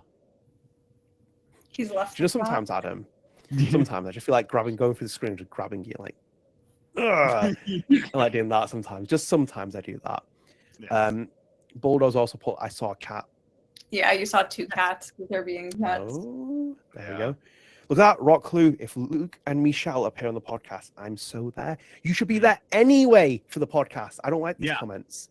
I You show could my be going to body this. parts all over the place, so you should be coming to the podcast anyway. Actually, do you know what? Here's a Oh, question. what? If you- Yeah, what's up? If you could throw one person to the abyss, who would it be? Oh, I throw myself. I hate myself. Jesus, I would toss myself in right there and then. Jesus "Bye, see ya." Christ. I can think of Oh, someone actually- in politics. Mm. Oh, no, it's too easy, that. It's too, Yeah. too easy. Who would you throw in, Just though? to choose one though out of the I administration. know, that's the No, hard part. no. It's too easy, Yeah, man.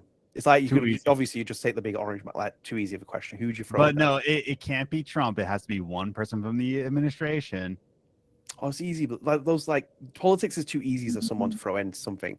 It's like every politician is just like a douche, isn't it? So, like, you no, gotta pick not someone else. New York's new mayor or soon to be mayor. Yes. Yeah. Yeah. So he won the Again, primary. politics.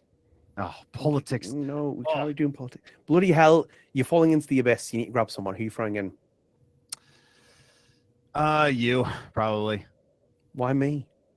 Because I just want to see what comes out of the abyss once I throw you in there. We're Will there gonna be flow out, like, teams? It's gonna be the ethereal dance. We're just gonna flow up in the sky, and everyone's gonna be watching. It's gonna be like the second coming of Pride. There, it's like, doo, doo, doo, doo. It's like there we go. I don't know, like anybody specifically I would throw in besides KJL Kevin. I'm gonna put in KJL Kevin. I'm gonna throw him into the abyss. Abby. Probably one of the women who recently ghosted me. Just see what happens. There's so many to choose from, though. So. Whoa. Sorry about that. Thank you for that. That was That's one what of them I was calling like, "What'd you say about me? Come on now." Wonder Women. See, guys, this is the thing. Like, we could literally be like influencer TikToks if we just use Abby's love life. Like, Yeah, stories there's and, no like, way. from there. There's no way. Yeah. It's too identifying. Yeah. Do you know what the weird thing is though for me as well? The way Mm. your life is like mapped out for the last couple of months, it feels like when you're going to push the woman in, you probably like trip up and fall in yourself. I would fall on myself, or we would both end up falling in, and then she'd have to talk to me. Oh my God. You're just in a conversation as you like cling on to her, like, so now that we're down here, what's life like? What's your favorite color? Is there a you in color? What do you think? It felt very Alyssa coded that. Like, hi Max. Going into the whole like, No, this is the problem. oh, God. This is the problem. You're just like picturing yourself like, I could throw myself into an abyss with another woman. That could be a possibility. Yeah. Day keeps getting mentioned in the chat as well. I miss Day. Just Yeah. go with Alyssa. That's the best character she played. Mm. I'll die on Yeah. that hill. Don't care about it. Life is 2D. I'm gonna die on that hill. It's the best character Mm. Day played. Thanks, Max. Oh, actually, Hmm. whilst we're here as well, which actor do you really like from the Life is Strange series? Myself. I really love myself. But you're not in Life is Strange. Oh, so- I'm in Life is Strange for sure. Absolutely. I put myself into everything. I have a strong ego, but I also hate myself. So they're going after each other. Yeah. Abby, who's your favorite character? It's obviously me. Yeah, you're definitely up there. Yes. See, confirmation right there. I'm in Life is Strange. Yep. actor. Olivia Abiasi is great. Blue Allen is great. Obviously Hannah. Yeah, no, I think the acting is standout. They could have had me, but I sent in my audition too late. Dang. Yeah, Webb was like, nah. About that. Yeah, I'm in that. Yeah, no, I think the actors are quite different. There's like a lot of different flavor palettes there. Yeah, I really do like Day's performance between all three characters that she does. You know, like I really like her range between the characters too. Mhm. Yeah, that's all. And what's that? She's Velma, isn't she? And she's Velma. I don't think we've had Day on this podcast, have we? No, she was planned to come on last year because we were arranging that. Yes. But then the Bring SAG her strikes on. were happening. Yeah, I had her on Games and Groceries twice, but never once here. She came on this podcast, but you weren't. She was on StrangeCast, but you weren't on there. It was me that recorded with her. I did the Life After Strange with her. She was meant to come on last year, but the SAG strikes happened, so that never actually came to fruition in the end. But no, she was an interesting one. No, some of the actors a lot of the actors are interesting. Some of the interviews I did with some of the actors, would never think that they had that kind of like vibe and chemistry with it. Serena, Max's motion capture actor, was a very interesting one. Like very introverted, but didn't really come across that. Like you think like she'd be quite extroverted, but she was really introverted. Erica Mori, I love Erica Mori. She's a fantastic actor. She's very mean to me though. But that's deserved though. It's Like, God, delightful. So delightful. She's mean to her own husband as well. He was like, I want to do a bit of Meisner acting. And she's like, no. It's like, God damn, you married him at the end of come on, Erica's great too. Yeah, like absolutely great. I mean, it really sucks that we're not going to see like. Can we pretty much confirm that we're not really going to see Alex Chen in another game? Yeah, I don't think so. Unless she's making like a little cameo in the next one. Yeah, I don't know why they just didn't go with Alex Chen forward. They had a foundation with True Colors there. They really did. And it's like KJL pointed last StrangeCast is like, have you seen your face at that moment when Adam says we were good at True Colors? I was like, yeah, I know that. I remember that. But I don't know why they just didn't go with Alex Chen. There was more story there to be told, and she was just a very good protagonist as well for the character and an actor. Life is 2D. I didn't realize you were also on Games and Groceries fandom. I think I knew that actually. I'm pretty sure you came on like you were in the comments. Now I'm thinking back to it. Yeah. It's been so long since I've done a Games and Groceries episode that I can't remember like everything. So, who cares about Games and Groceries? I want Life is 2D on a podcast episode. Yeah. Oh, Yeah. That it would be nothing but Trump hate. Honestly, I don't know if anybody would want to watch that. You know, between me and him. I think so. I would want to watch it. Every time Also- I put up the congressperson phone number over on Blue Sky, it's always Life is 2D. It's just retweeting the congresspeople phone number. Like, I don't know, just call your congressperson about anything. I don't know. Just tell them something. Life is 2D said that days where I met Abby. And still a friend. Oh. Yeah. Yeah. Huh. Oh, like back on the Twitch days. Yes. On the Yeah. Twitch days. On Yeah. the Twitchly days. Yeah. Those were the days. Also, I'm Mm. gonna I'm have surprised to you- jump because it's close to 7. Yeah, I'm gonna shoot as well because it's almost 1:00 in the morning and we're going for 2 hours and I need to edit this and re-put it back out for you guys as well. So there's an like, you know, Yes. better And I quality probably version. ruined your recording in some way, somehow. Yes, you No, you did. did Yes, you better. did. The Yeah. administration qualities will get revoked because in itself as well, I can only sign one person up to it. So Abby has to get links, and this could be where you get taken off a bit. So that's what Darn. happens. from I'll it. find my way back. I'll find my way back. No, but actually, we're really happy to have you because we actually wanted to do a trio one at some point or another, and it just has now manifested really well. And yeah, I think let's just wrap up here anyway. So I hope you all enjoyed it. Thank you all for joining as well. It's been amazing, and also to interact with you as well. Maybe we will do more of these in the future. So if people do actually enjoy doing stuff like this, we'll sign off here. So this is the Fireside with A&A episode. Yep, if you are new here, please do consider dropping a like in the video, share your friends, subscribe, turn notifications. It helps support the channel, helps keep up to date with the channel. And also as well, Fireside with A&A is one of the podcasts we do. We do StrangeCast, we do Lost Records Journal, we do a lot of the others. And actually, before I go as well, because I completely forgot about this, we do have our Patreon supporters. So a big thank you to Kevin Lackner, Sunday, Claire McLaughlin, Yellow Flash, Jake Churchill, Carly, and God Baby Media for signing up to the Patreon. It's really appreciated. You help keep the lights turned on. So yeah, stay tuned. Patreon episodes will be up next as well. They're literally Kevin's episodes. But if you have got any questions, please submit them as well. We are going to be recording on Sunday or Saturday, one of the days me and Adam are recording. I think it's Saturday. Yeah, I'm Saturday. recording with another podcast on Sunday night, so Mhm. I'm popular. I don't know what to tell you. Yeah. I show my little toe to a lot of people, and they want me on their show. Well, clip Got it. friends outside of me. We talked about this. I have plenty of it. Here's the problem: is that I'm an extrovert, but I don't like people. So I don't know how this happens. Indeed, I'm an introvert and I still don't like people. And I know that as well. It's forever haunted me that. But anyway, yeah, please do submit your questions. It'll be great. And yeah, please do get them in before Saturday because obviously Adam has to go and record another podcast because clearly our podcasts are inferior for him. Oh, but yeah. yeah. I mean, glad you said it, but yes. But yeah, thank you for all joining us. Abby, obviously, great to have you here as well, co-hosting. And we are done. So stay tuned until next month and we'll be back soon. Take care, guys. See you later. Bye. But I hate KJL, Kevin.